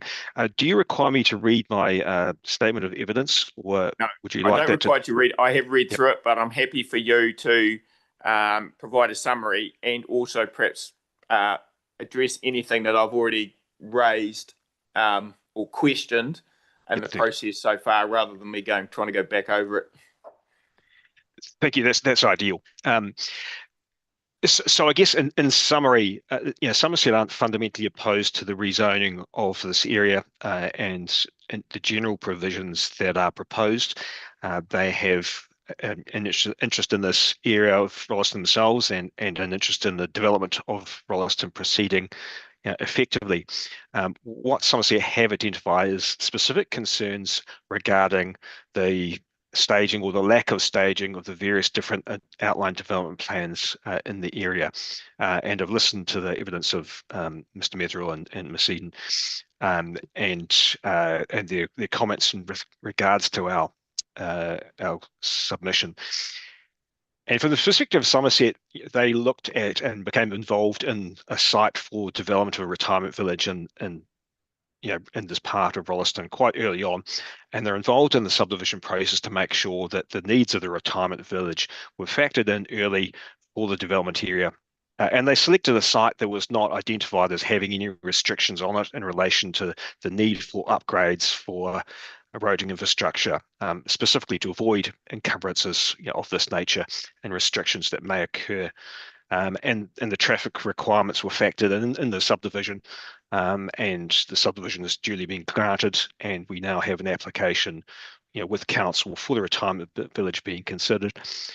And council is, as we've identified, suggesting an occupation restriction may be required, or even a partial occupation restriction.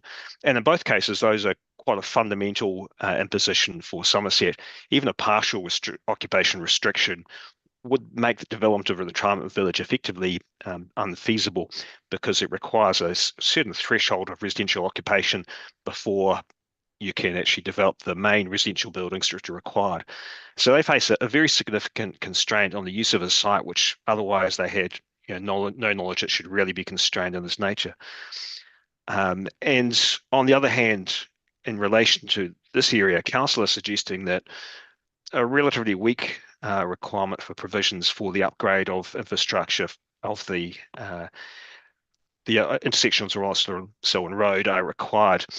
And we have concerns that there is such a substantial volume of land identified for rezoning in this area, all subject to similar provisions as a discretionary activity, that these may be ineffective in terms of not requiring that effectively restrictions may be placed on Somerset, and these consents for development of these areas may go ahead regardless of these restrictions being placed. And as Mr. Medrell has pointed out in this evidence, he's well aware that discretionary activities for development of these areas have been approved when the infrastructure hasn't been provided. So I think it's a very real concern Somerset can point to, that these areas can be consented for development while they are subject themselves to restrictions by council. And I guess that is really the nub of our concerns. There seems to be a kind of inconsistency in the approach which council's taking to it. And the discretionary activity consent is relatively weak as a mechanism for this. So we have proposed a non-complying status as a means of getting a greater degree of granularity in the staging which they'll occur. Now, I would accept that its non-complying status isn't the strongest in itself either, because the policy framework isn't particularly robust in it, and that may go back to Mrs. Seaton's comments about the plan change one in terms of when they put into place these provisions. But I think over time it seems to be reflected in the nature of problems that are occurring now, that they haven't fully experienced what we're experiencing now in terms of the difficulties that these are creating. And it's not that we don't have sympathy for council, because obviously Rolleston's developing at pace, and that pace is creating significant pressure on council to bring more land to market. And this very pressure is our key area of concern, that while council may have these items in long-term plans, they can get shifted quite easily, and that pressure for housing and delivery of housing will continue, but the upgrades, the intersection and other appropriate infrastructure may lag behind that pressure. So look, that in a nub is our thesis for concern here, and I'm happy to take any questions. Okay, thank you. Can you update me on where the status of your application's at in terms of this issue? We have a request for further information has been provided by council, and we've sought to engage with council regarding the suggestion that an occupation restriction may be placed on the application, but we have not had any further feedback from council on how that would be based or what provisions will be required. And can you explain what an occupational restriction is in legal terms? No, I'm afraid I can't. It's not an imposition that I'm familiar with. I'm aware that council is suggesting it. We've had the direction from council's transportation manager that they're suggesting this, and Somerset are aware that other developers in the area have had these placed on them, but I have not seen how this provision will be applied. So I'd like to see one from council officers if possible. I guess what I'm asking, what I'm trying to ascertain here is what is the legal mechanism? Do you, okay, perhaps I'll ask this a different way. Do you see one of these occupational restrictions as a prohibition on in terms of traffic? I'm not entirely sure how it would be applied, but that is our concern. It could be a prohibition on traffic or a limitation on the level of residential activity that can occur on the site, which effectively achieves the same thing. And either way, that would have a substantial difficulty for Somerset in terms of developing the site. If it was an occupation restriction saying you can only develop, X proportion of the residential capacity of the site, the viability of the village would be severely compromised because, as I suggested earlier, a retirement village includes a number of different components to work. One is obviously the residential components of the people who live there. The other is providing the services to those people in terms of communal facilities, and they're a key part of the package, which is essential for the village. And providing those elements is quite expensive. It requires a carrying capacity of people occupying the village to make it viable. So such an approach can effectively preclude the project starting. Do you know how many other location sites in this area have actually got these restricted occupancies on them? No, I don't, and I think to be honest, council may be able to provide us with that information more accurately than I can. Oliver Boyd from Somerset has provided me a note noting that there was an occupation restriction placed on Richmond Retirement Village, which said that residents could not occupy units until a roundabout was constructed.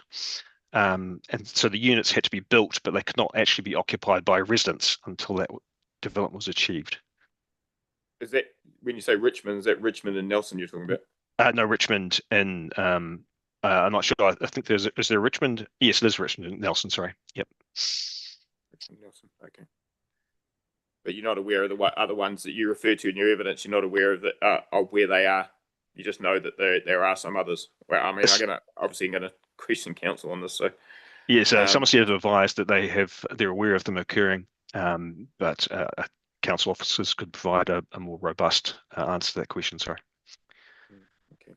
And I think you mentioned you accept that the policy framework here is relatively weak, even if it was non-compliant. That's correct. Yep.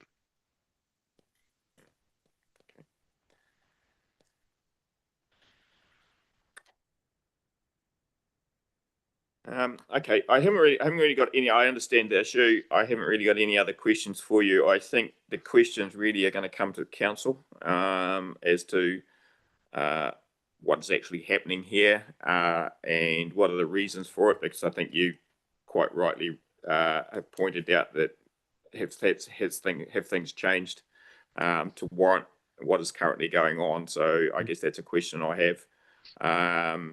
So yeah, I haven't got anything more that I will ask you, but I'm happy for you to listen to what some of the answers may well be, or not. So thanks very much for that.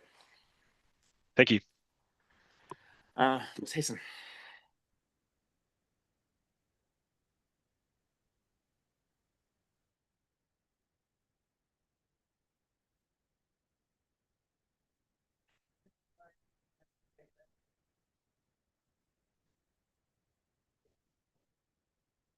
Oh.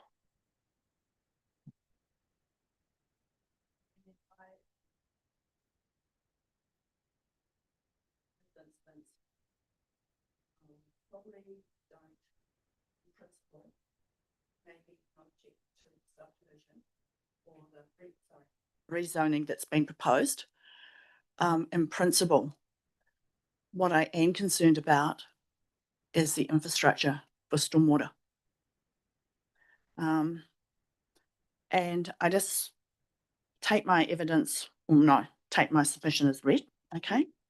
I'm not here as a expert witness. I'm here in my own private capacity, explaining the situation for me personally, being having a property immediately downstream in the Ellesmere Subdivision B land drainage district, which has land drainage infrastructure.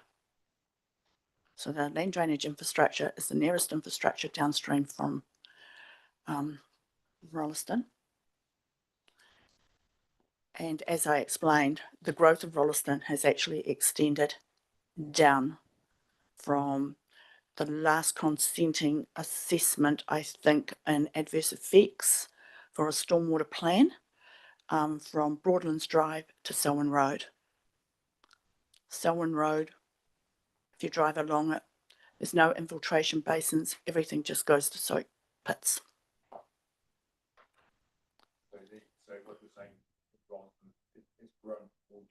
That's exactly right. And the land drainage scheme, that was council infrastructure for rural farming, that was last updated in 1962. So it's had no reassessment since 1962.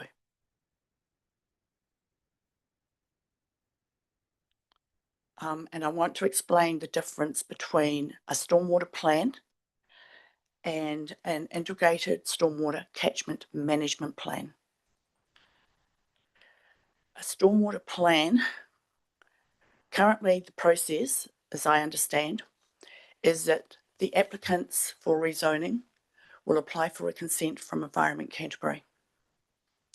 That consent is permitted activity provided all the standards are approved.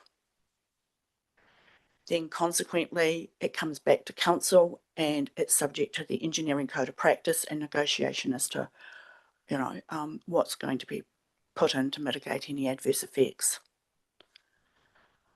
My personal opinion is that the provision of soak pits and the growth of Rolleston, and without an integrated catchment management plan being in place,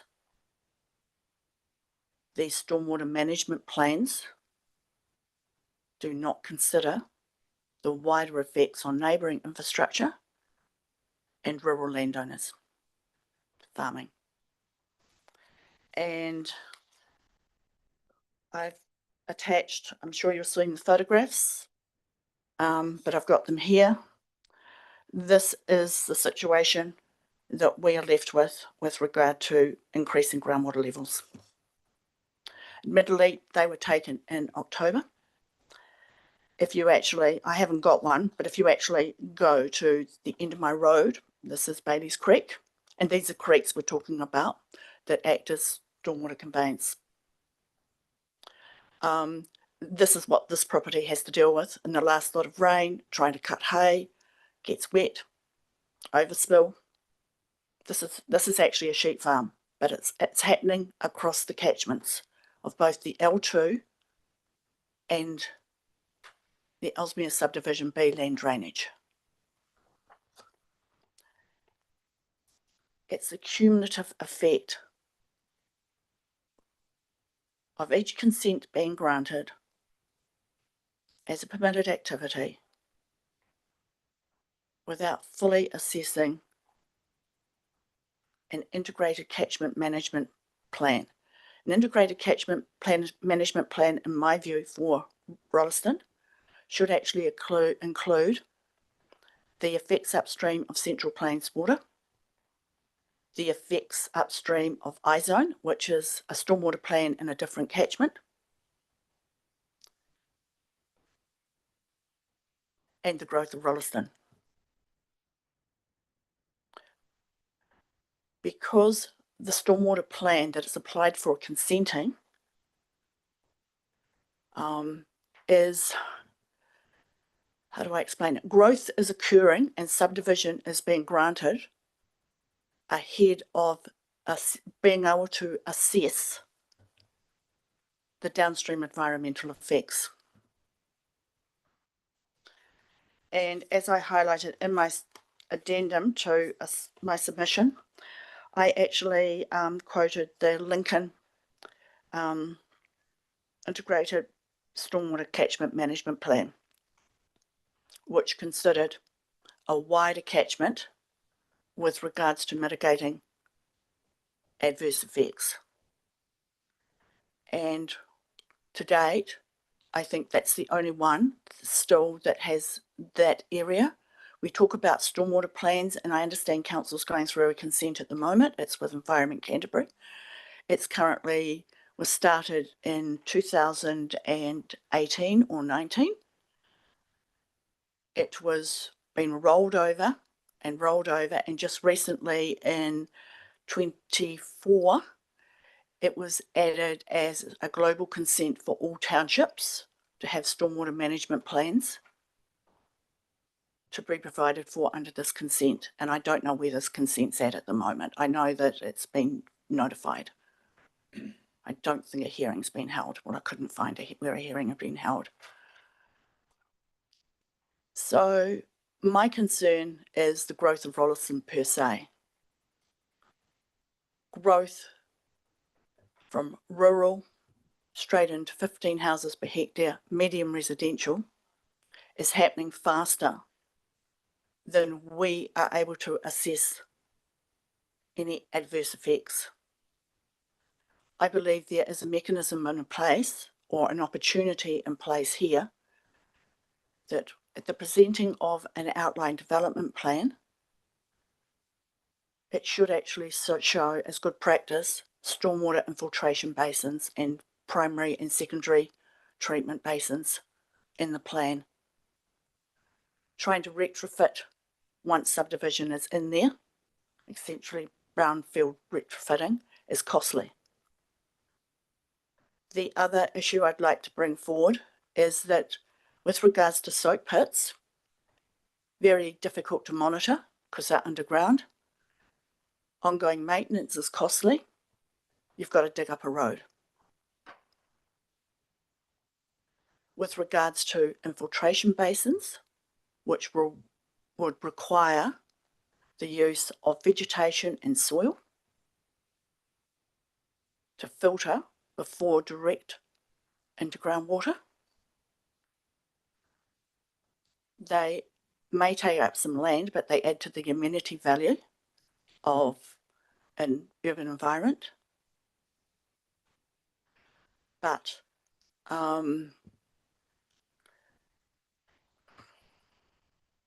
they're the good tools in the toolbox that we all know about.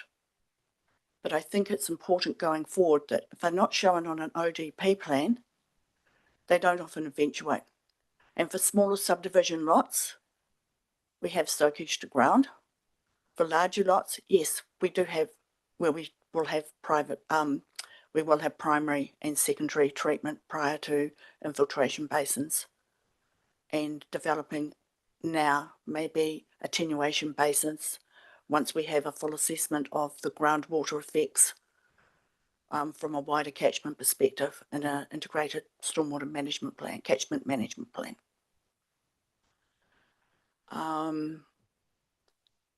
So basically, if the applicant was prepared to offer those treatments, good practice treatments that I've just outlined to meet urban requirement, they're cost effective long term, which is required by the National Policy Statement on Infrastructure. And what else was I going to say about the National Policy Statement? And they actually add some protection to the neighbouring infrastructure which is the land drainage rural infrastructure. And that needs to be recognised as council infrastructure. It's designated.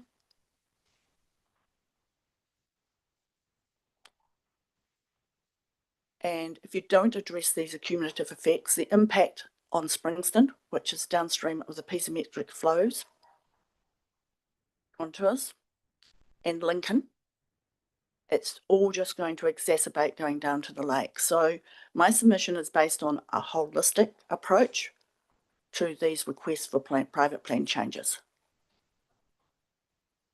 to be assessed as a matter of assessment.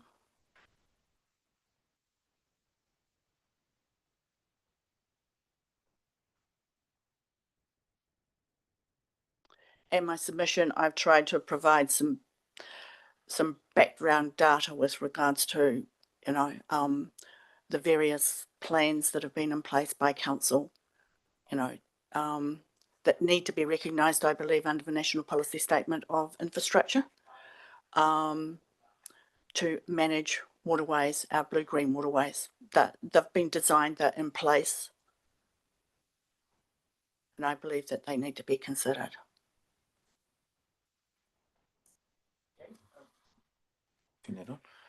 Thank you. So in terms of this particular variation, Mm-hmm. what you're seeking is that the provision of treatment, on-site treatment for stormwater, and for that to be shown on the ODP. On the ODP, yes, that's good. Because the other things that you talk about, I fully understand, but they're sort of outside the scope of where this plan change goes. But if I was to try and crystallize this down, that's where you're sitting. It would be the showing of infiltration basins and things like that on the ODP. Yes, and while you maybe considered what I was explaining is out of scope, you could look at it as a Section 32 AA analysis, where what I'm trying to explain here is the positive effects versus the negative effects of this proposal, and the long-term resilience of this of what I'm requesting, as opposed to just soak pits to ground. Yeah, I understand that. Some of these things that you've raised there, which I understand, things like stormwater, grass swales and stuff like that, obviously drop down to the sort of subdivision level. Yes. And some of them I think are probably sitting in the ECAN basket as well, which beyond a zone change, if you like, but they're that detailed assessment stage. Infiltration basin. Yeah. And So infiltration basins, primary and secondary treatment, right?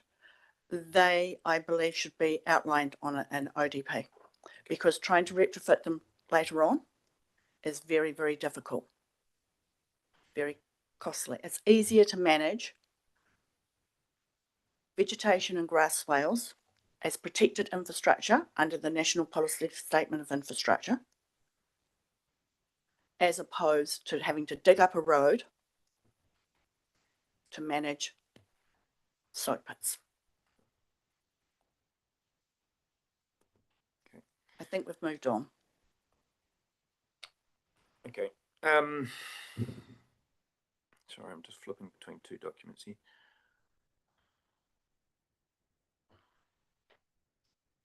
See if there's other.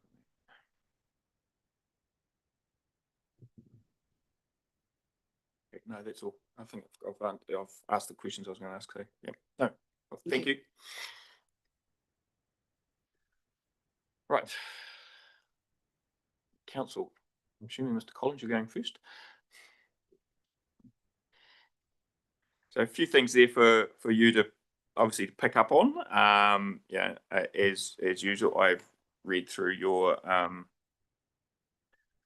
appendix to the 42A report, and so in this, I may have some questions here, but I'm quite interested for for you to address in the first instance some of the things that have Mm. cropped up through here, and particularly around this restricted occupancy thing and the Yep. roading upgrades. Yep. Yeah. Yeah, so I guess probably if we start with the restricted occupancy issue, so just for transparency, Abley, who I work for, were involved and working for a developer in the Plan Change 78 area, which Andrew, I think that's R011, isn't it? Yeah, which is where the Somerset application is. So Abley are working for developers in that space there, and I haven't been directly involved, but I understand that part of our work Abley's work has been to look at these infrastructure intersection upgrades and the effects of development on those, even though development area 11 doesn't have the restrictions on it like 15, 16, 17 and 18, 19 are proposed to have. So in terms of a restriction on occupancy, I haven't come across that before. I wouldn't, so I'm not sure if it's been applied in Selwyn. I agree with Mr. Methrall that the approach is to look at an application on its merits and the transport effects of. So what, I can't speak for how council would process a subdivision for this site, but I can talk about how I would look at it if I was engaged by council to act on their behalf. So if a subdivision consent came in for site 1 or site 2, before the intersections had been upgraded, I would be looking for the applicant to provide an assessment, most likely definitely a traffic modelling assessment, but also a safety assessment of those 2 intersections. The scope of that assessment is always hotly contested, but my position would be that the baseline for that assessment would need to account for land that has been zoned, not necessarily subdivided or developed, but that has been zoned and does not have those same restrictions on it. And I think Mr. Methrall talked about that with his assessment that he's done for the subdivisions within development area 15, where and again, I haven't been involved in those assessments, but Andrew, I understand that your assessments took into account Falcons Landing and some of the other, so development area 11 as assumed traffic. So building development area 15 on top of those areas. And that would be the approach I would expect would be taken for development area, site 1 and site 2. So what would you do with these no occupancy agreements in terms of undertaking that assessment? How would you factor those in, or would you simply just ignore them? If they were of a large enough scale, then we would probably factor them in. But with the Somerset site sitting within development area 11, if we were assessing site 1 or site 2 going ahead of those intersection upgrades, all development within development area 11 would be part of the baseline assessment. So we would be assessing site 1 and site 2 effects on top of traffic generated from development area 11. Now, in terms of consistency of approach, if council has applied occupation restrictions on development within that same transport catchment, I would assume that council would apply a similar approach to site 1 and site 2. But I also note Mr. Metherall's comment around development of those sites is expanding the transport network, and that can shift travel patterns. I think that discretionary activity status gives Mr.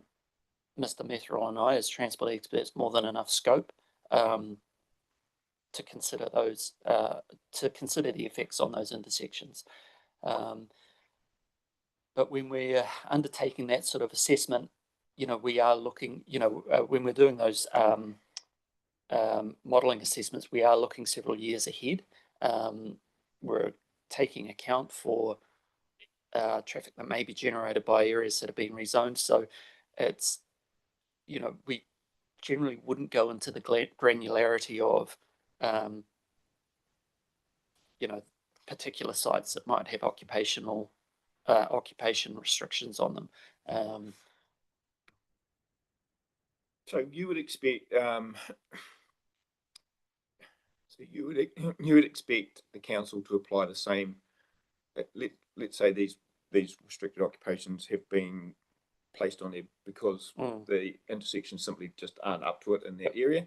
So you would expect the council, through a slightly different mechanism here, because the consent is required for that specific purpose, rather than a broader ITA, to apply the same rigor to any other development in that area, taking into account why those restrictions were put in place in the first place. Because there must be a reason. Yes. You can't just put a restriction in for no reason. No. So someone must have done that work. Yes, yeah, and it's a bit weird that none of you seem to know about it. So I'm just trying to figure out where does it come from. The occupation restriction. Yeah. Look, I can't talk to that. I can't talk to that.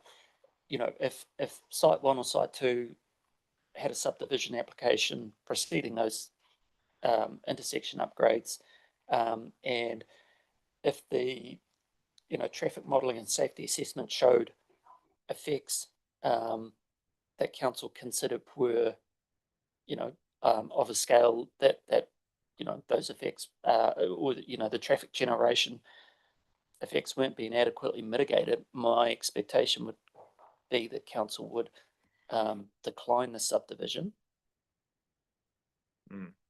So you've got a decline versus an imposition on the presumably sitting on something of a restricted occupancy. Yeah. Well, look, I mean, there might be some middle ground. There might be some middle ground there that council might agree to allow some of the works to go ahead, but for title not to be issued until those intersections are being upgraded. Well, that's what I'm assuming a no occupancy restriction is. You can build everything you like, and but you just can't occupy. Yeah, and so that takes us onto the funding question. You had a question for Mr. Metherall of is the delivery of those intersections on track? As far as I'm aware, they are. So 2028, 2029 for the Lincoln Rolleston Selwyn Road, and same financial year for the Selwyn Road Whedons Road. The Whedons Road Levi Road intersection, which is not proposed to be a constraint on the site, funding for that is scheduled for 2032 to 2033 financial year.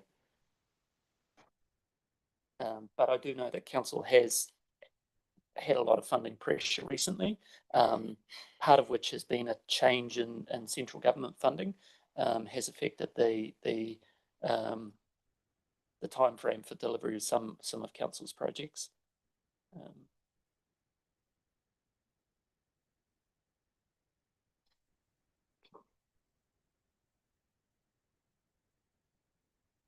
Okay.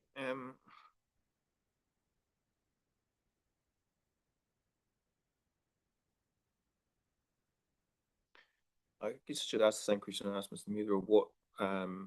What is you? We sort of going over old ground a little bit, what is your view about any development occurring prior to these upgrades? Or do you see that as being simply each one's on its merits and we just need to? Yeah, each one's on its merits. So Mr. Bethel talked about how there has been several subdivisions within Development Area 15 that have been approved ahead of development, ahead of the intersection upgrades. But yeah, each one just has to be done on its merits. So council has a transport model for the Rolleston area, which is generally what we use to assess these larger subdivisions. So if site 1 or site 2 was coming ahead of the intersection upgrades, Mr. Metherill would use that model to look at how, one, traffic generation from either of those sites might affect those intersections, and 2, whether connectivity between Lincoln, Rolleston Road and Whedons Road that might be delivered through subdivision might change some of those travel patterns. It's each one is done on its merits. Cumulative effects, of course, are always difficult to capture, particularly with transport, because it's always a sliding scale of there's no direct cutoff point of when an effect is okay versus not okay, but that's just an inherent part of the RMA, how we go, how we assess effects. So it's not unique to this site. I just want to ask you, just again going back to these intersection upgrades, you had a little table in there, and one says the upgrades delivered by CAT says delivered by council identified as supporting DEVs 15, 16 and 17, and then it says required to support 18 and 19. I just want to understand what the difference between supporting and required means in that space. Probably me being a bit liberal with my language. Right. I don't see any difference between 15, Okay. 16, 17 and 18 and 19. Okay, it's not coming from it's not some statement somewhere else in the council document that you've picked up there. Oh, okay. That's what I thought it was. It's probably why I'm a transport engineer, because I deal better with numbers, Commissioner, rather than the English language. I guess what I'd like and to find out from council is something about these restricted occupancies, and because clearly they're coming from a traffic perspective, but what no one seems to understand is the reasons, and also what's the mechanism here? Where's it sitting? I'm assuming it must be on a subdivision consent or something, but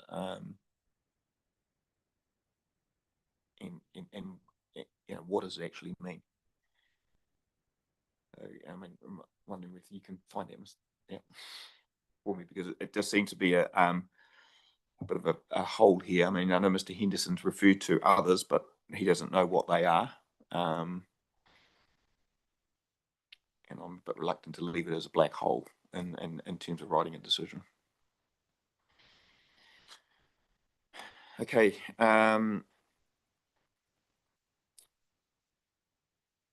Planning. Just need to shut one down and open another one, otherwise I've got too many things open.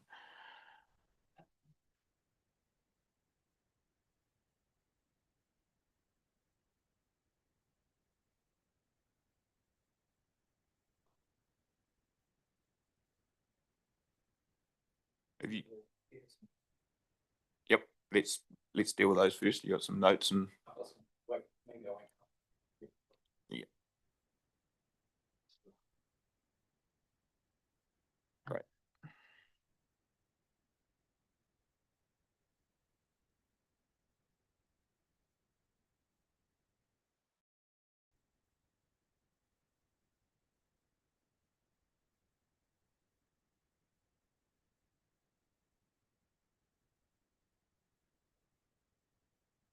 you just let me know what you're skipping over or not.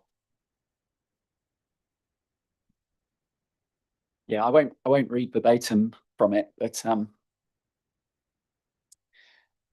essentially.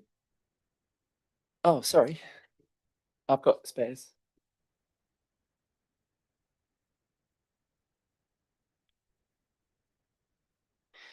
So yeah, in terms of the landscape buffers and building setbacks, I think that's sort of been covered. It's just Hugh Nicholson, our landscape expert, still maintains that he's concerned about reverse sensitivity, and he'd just like to note. This was offline, sorry, but he'd like to note that there are, in typical rural residential interfaces in the previous district plan, was your 4-metre building setback, which he felt that would allow for a garden, trees and hedges, and he considers that a buffer could be achieved through a variety of different methods, including larger section sizes along the Whedons Road frontages, development covenants or provisions in the ODP. And I think I said in my 42A that this hasn't typically been adopted in Rolleston, and you can see that along Selwyn Road and along Whedons Road, where those development areas do not have a landscape buffer, and the substantive road forms the boundary, where there's just normal rural activities taking place. So what you're saying is this would have to be an exception to the zone provisions as they currently stand? I think there'd have to be a compelling reason, perhaps an intensive farming use or some other activity for a landscape buffer. And as far as I know, across the road, there's just normal rural activity, probably rural residential type activity.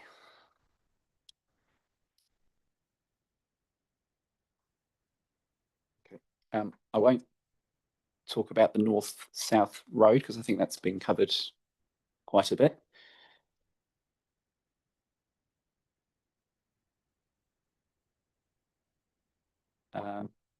In terms of the staging provisions, where there's been quite a bit of discussion,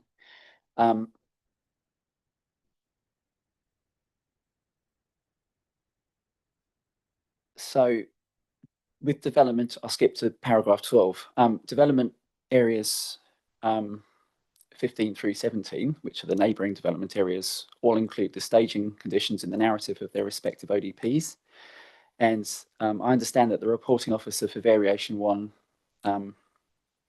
for the Rolleston rezone hearings did recommend the use of sub-rec 13, which would be the conditions precedent.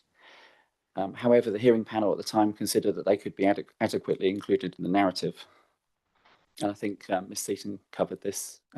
So discretionary activity in the narrative triggered through sub-rec 3.2. At the time of Variation 1, I understand that a modified version of the Rolleston traffic model was used to assess effects. However, this was a relatively coarse exercise as the details of development and staging of larger areas was unknown at the time.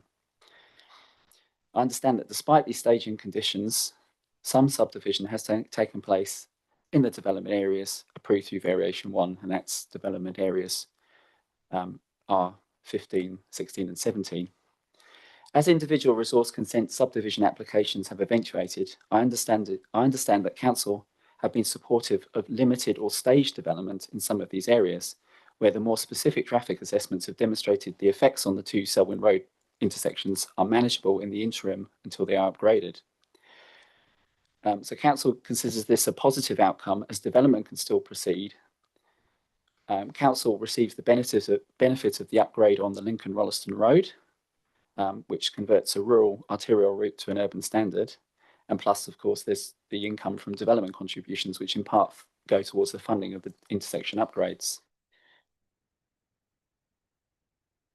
Even with the limited development taking place, Council are still concerned about cumulative network effects. As such, Council has sought to put some limitation on the amount of development that occurs, including staging if the opportunity arises, or I guess occupancy restrictions, which is where the Somerset consent comes in. And so it is a key outcome needed for the 2027 to 2037 LTP. But council remains committed to funding those two intersection projects in a timely manner, as full development in this area is reliant on this, and council wants to remove these restrictions as soon as possible. But the expected total combined cost of the intersection is $20 million plus. So in essence, I agree with Somerset that there has been some inconsistency in council's approach, particularly as some development areas are subject to even stricter staging requirements through sub-Rec 13. For example, the Prebleton 3 development area, which was the Hamptons Road plan change 68. A non-complying activity would limit council's ability to enable some development where deemed appropriate by those more targeted integrated transport assessments, and would be inconsistent with the approach that the hearing panel landed in variation 1. It seems that council's approach has also evolved in those earlier plan changes where a non-complying status was used, for example, the Hamptons plan change, and a discretionary activity still allows a full assessment of effects to take place. Can I just ask the, and I've asked all the same question. I guess the issue here is within that assessment, if you are taking into account those restrictions in that assessment, isn't that an inconsistency? Isn't that a problem?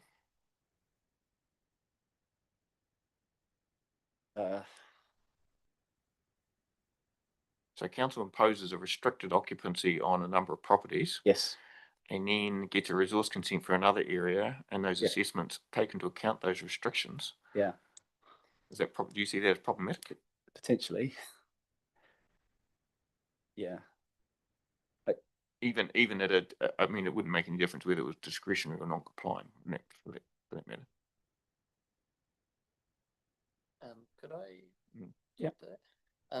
I in that situation, I would not see how council would take in, accept transport assessment that had taken growth out of the traffic model to account for occupancy restriction. The only situation I could see that happening would be where you had nearby development that was for some reason reliant on transport infrastructure upgrade that the application in front of you didn't rely on. But in the case of Somerset, where it's reliant on the same infrastructure, I don't see a situation where council would accept transport assessments for site 1 or 2 that had deliberately taken things like Somerset out of the traffic model. Those things, even though they had a occupancy control on them, would form part of that baseline assessment. I couldn't see a situation where council would not consider those as part of the baseline when assessing site 1 or 2. So you would suggest that they'd be assessed on the basis that there was no restriction on occupancy? Yes. Yeah. The transport effects of those sites would be taken into account. I can hear Mr. Henderson now saying, how can you guarantee that? Yes, and I can't guarantee that. I can only talk from my own experience, but yeah, I can't imagine a situation where, because, I think what Mr. Henderson is inferring is that would be picking favourites, and I just, I've got 10 plus years working majority of that time for councils around the country, and I just couldn't see council doing something so inconsistent, unless it was through negligence is probably not the right word, but being oblivious to. But you would have to be, it's not being oblivious to the restriction on Somerset. You'd have to be deliberate about taking that growth out of the traffic model. So it would be a conscious choice. It's not something that could accidentally be missed when doing the traffic modelling. It's something that would have to be a very deliberate decision when doing the traffic modelling. And therefore would have to be a reason for it. Yes. Okay. Thank you. think you're down to development contributions. That's right. Yeah. So just in terms of development contributions, I did check with the team what the latest development contribution fee is for connection to wastewater in Rolleston, and it's around 15,000 plus GIST. And for water, it's about $6,000 plus GIST. And as already covered in and has already been discussed, this is likely to be something that would have to be discussed with council outside of this process. And the waivers or reductions are available in the development contributions policy, but I'm not sure quite how this particular situation fits. So there may be some sort of bespoke discussion. And is that done at the time of connection or prior to? It'd be when building consent's triggered for when they seek to connect to reticulated wastewater. It wouldn't be a building consent as such, would it? For the water for the servicing connection. Connection, Yeah. Okay. That's the trigger in the development contributions policy. Just in terms of Ms. Hassan's supplementary information, I did talk to the stormwater and land drainage team at council. The figure cited of $4.5 million, my understanding of that is that, and I believe it's 4.7 million, was actually, so that relates to the 2023-2024 annual plan, and it's the total budgeted capital spend for stormwater, land drainage and water races at the time, and was not just limited to catchment management plans. The team also acknowledges there is a bit of confusion around some of the terminology of these plans. The Lincoln example was an integrated catchment management plan. However, they've told me that the terms that they currently use, so Lincoln was around 2011, I believe. The terms they currently use are land drainage catchment management plans, which are resource consent requirements focusing on water quality interventions across the land drainage network. The team state that 80% of these plans are complete and will be delivered by June 2026. And the process started in 2023, 2024, and they say has involved a lot of stakeholder engagement. There's also land drainage master plans, which are an addendum to the catchment management plans, which are a series of maps that show where to locate water quality interventions in each land drainage catchment. And land drainage master plans are underway June 2026. Then there's stormwater master plans focusing on flooding within townships that use the district-wide flood model and identify where council needs to build capital works to reduce flood risks. And these are underway to inform the long-term plan capital works programs. And they are currently focusing on the most high-risk townships, which doesn't include Rolleston at the moment. Stormwater management plans, which are a consent requirement, include lots of detailed information about stormwater level of service, monitoring, maintenance, inspections, and a detailed description of the infrastructure and environment. There are many in place, such as in Rolleston, but need to be updated. And council is currently applying for a new district-wide global consent from ECAN to discharge stormwater. The current consent is currently working its way through the statutory process, with a hearing, I understand, is due to take place in April. The consent will bring together all separate stormwater discharge consents held by council into a single global network consent with a standard set of conditions.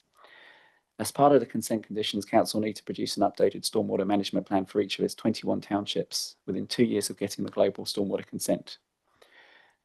So I understand that the term integrated catchment management plan has sort of evolved a bit to be a multitude of different plans.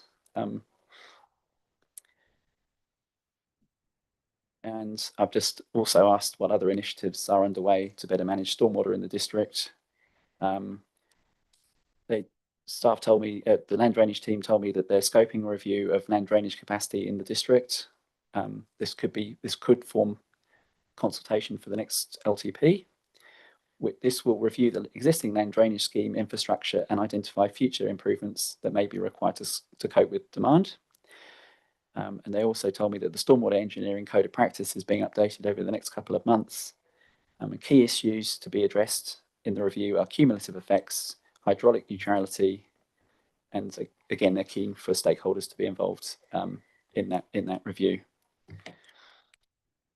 And finally, in terms of the MPS infrastructure, much of the documents focuses on essentially making infrastructure delivery as streamlined as possible.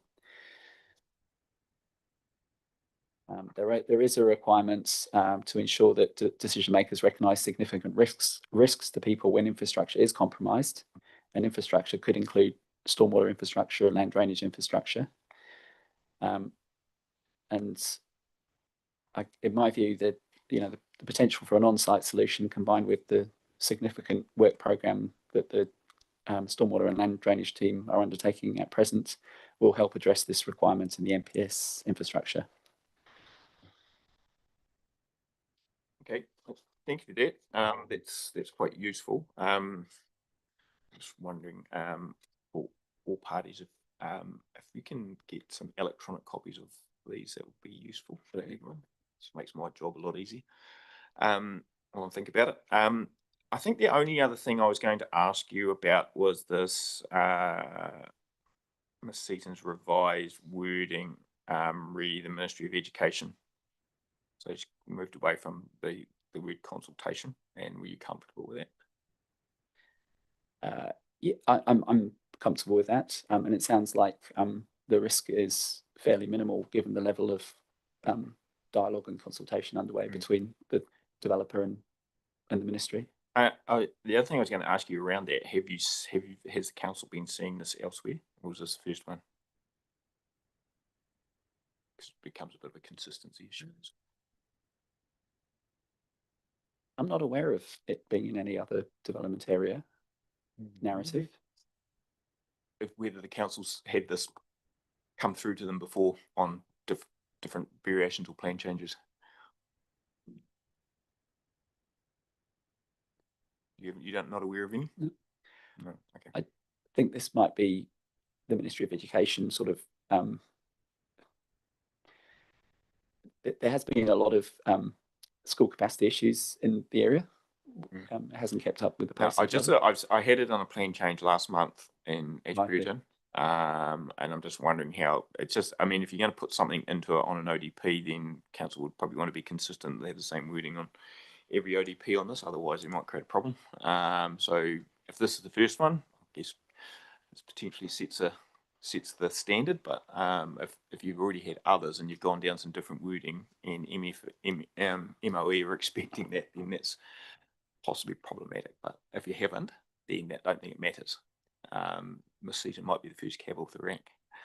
It sets precedent for everyone else. I should say I rejected it in Ashburton. So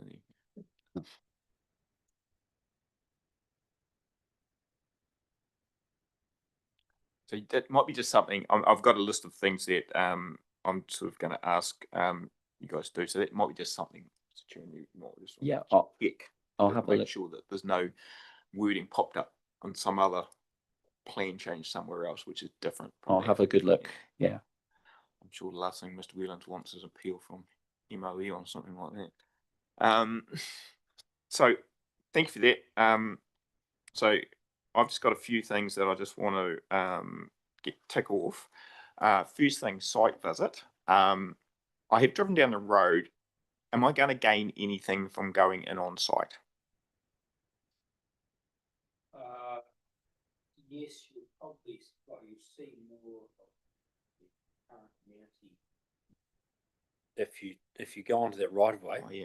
So which right of way? Oh, the right of way up the western side.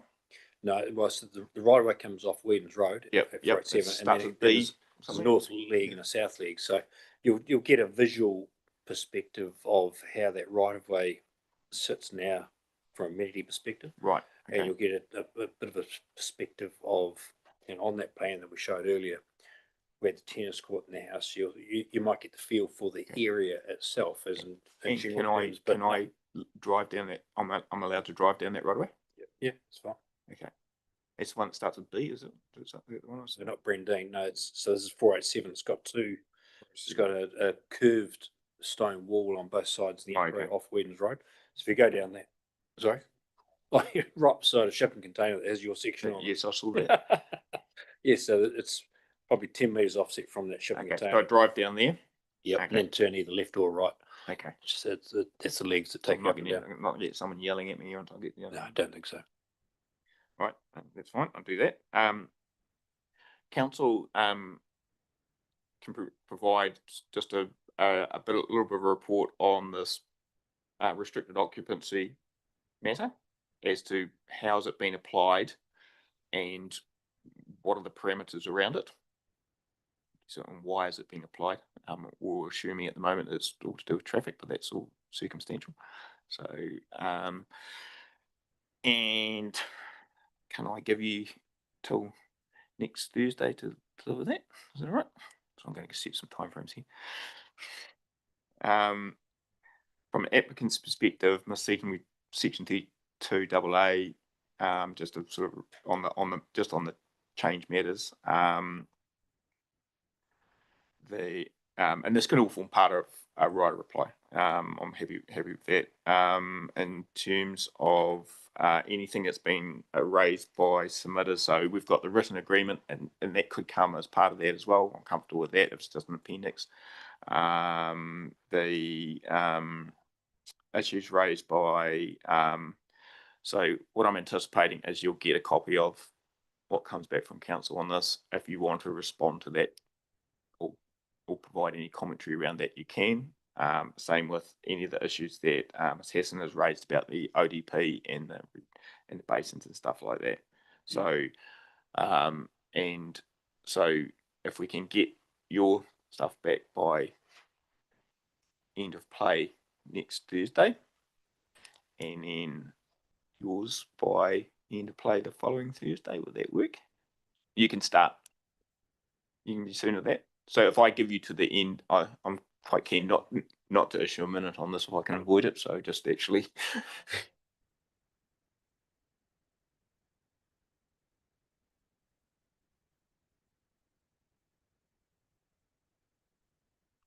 Yep. Okay. If that's okay. Yep. And that, so you'll cover, if you write a reply and cover those other matters and provide that. The other one was the plan that went up on the Yes, I've got that on my list as TV, well. so you can send that through, and we can obtain that. And then obviously any of these on electronic, if we can get them through, Yes. they can come through any time. I'm quite happy with that. Yep. Just bear in mind that plan is indicative and still all work in progress. Oh. Yeah, I think it does.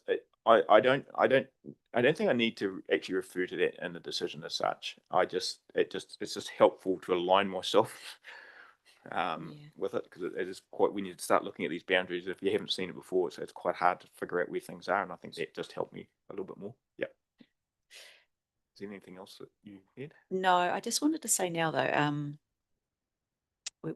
I will do the reply in writing. There's a few things to get through to you, but on the restricted occupation thing, when it came up in the submission and when we first started this hearing, we were discussing it, and I thought they were talking about some weird legal mechanism that I haven't come across before. Wasn't really sure what they were talking about at all. As the hearing has progressed, we think we have come across it before, simply as a condition of consent. So we will address that in a right of reply, because I still do not consider it appropriate, but we have come across it before. Okay. So you might want to see what council gives you I'm first, again just to see what they've got to say. see whether what you think it is. Yeah. I haven't come across it either, and If it's just a condition of consent, if it's what I think it is now, what I think it is, then yes, we have had it before. But if it's something else, like some other legal mechanism, then I don't know what it is. Yeah. Yep, I'm in the same boat as you. Clearly, council not aware of what it is at the moment either, so you've got to go and find the rogue traffic engineer, is it, floating around council that's doing this or whatever. But anyway, okay, is there anything else from your perspective? Cool. Okay, so I'll adjourn the hearing. I think you've got the dates in mind. I won't issue a minute on that. I think it's fairly straightforward. All the information comes through will go onto the website. Yep. And then once I've got all that information and I'm comfortable with it, I can close the hearing. So at this stage, I'll just adjourn it. Just remind everyone that my decision is a recommendation, not a final decision to council. So then council to take it through the process. But, yeah. Oh, thank you.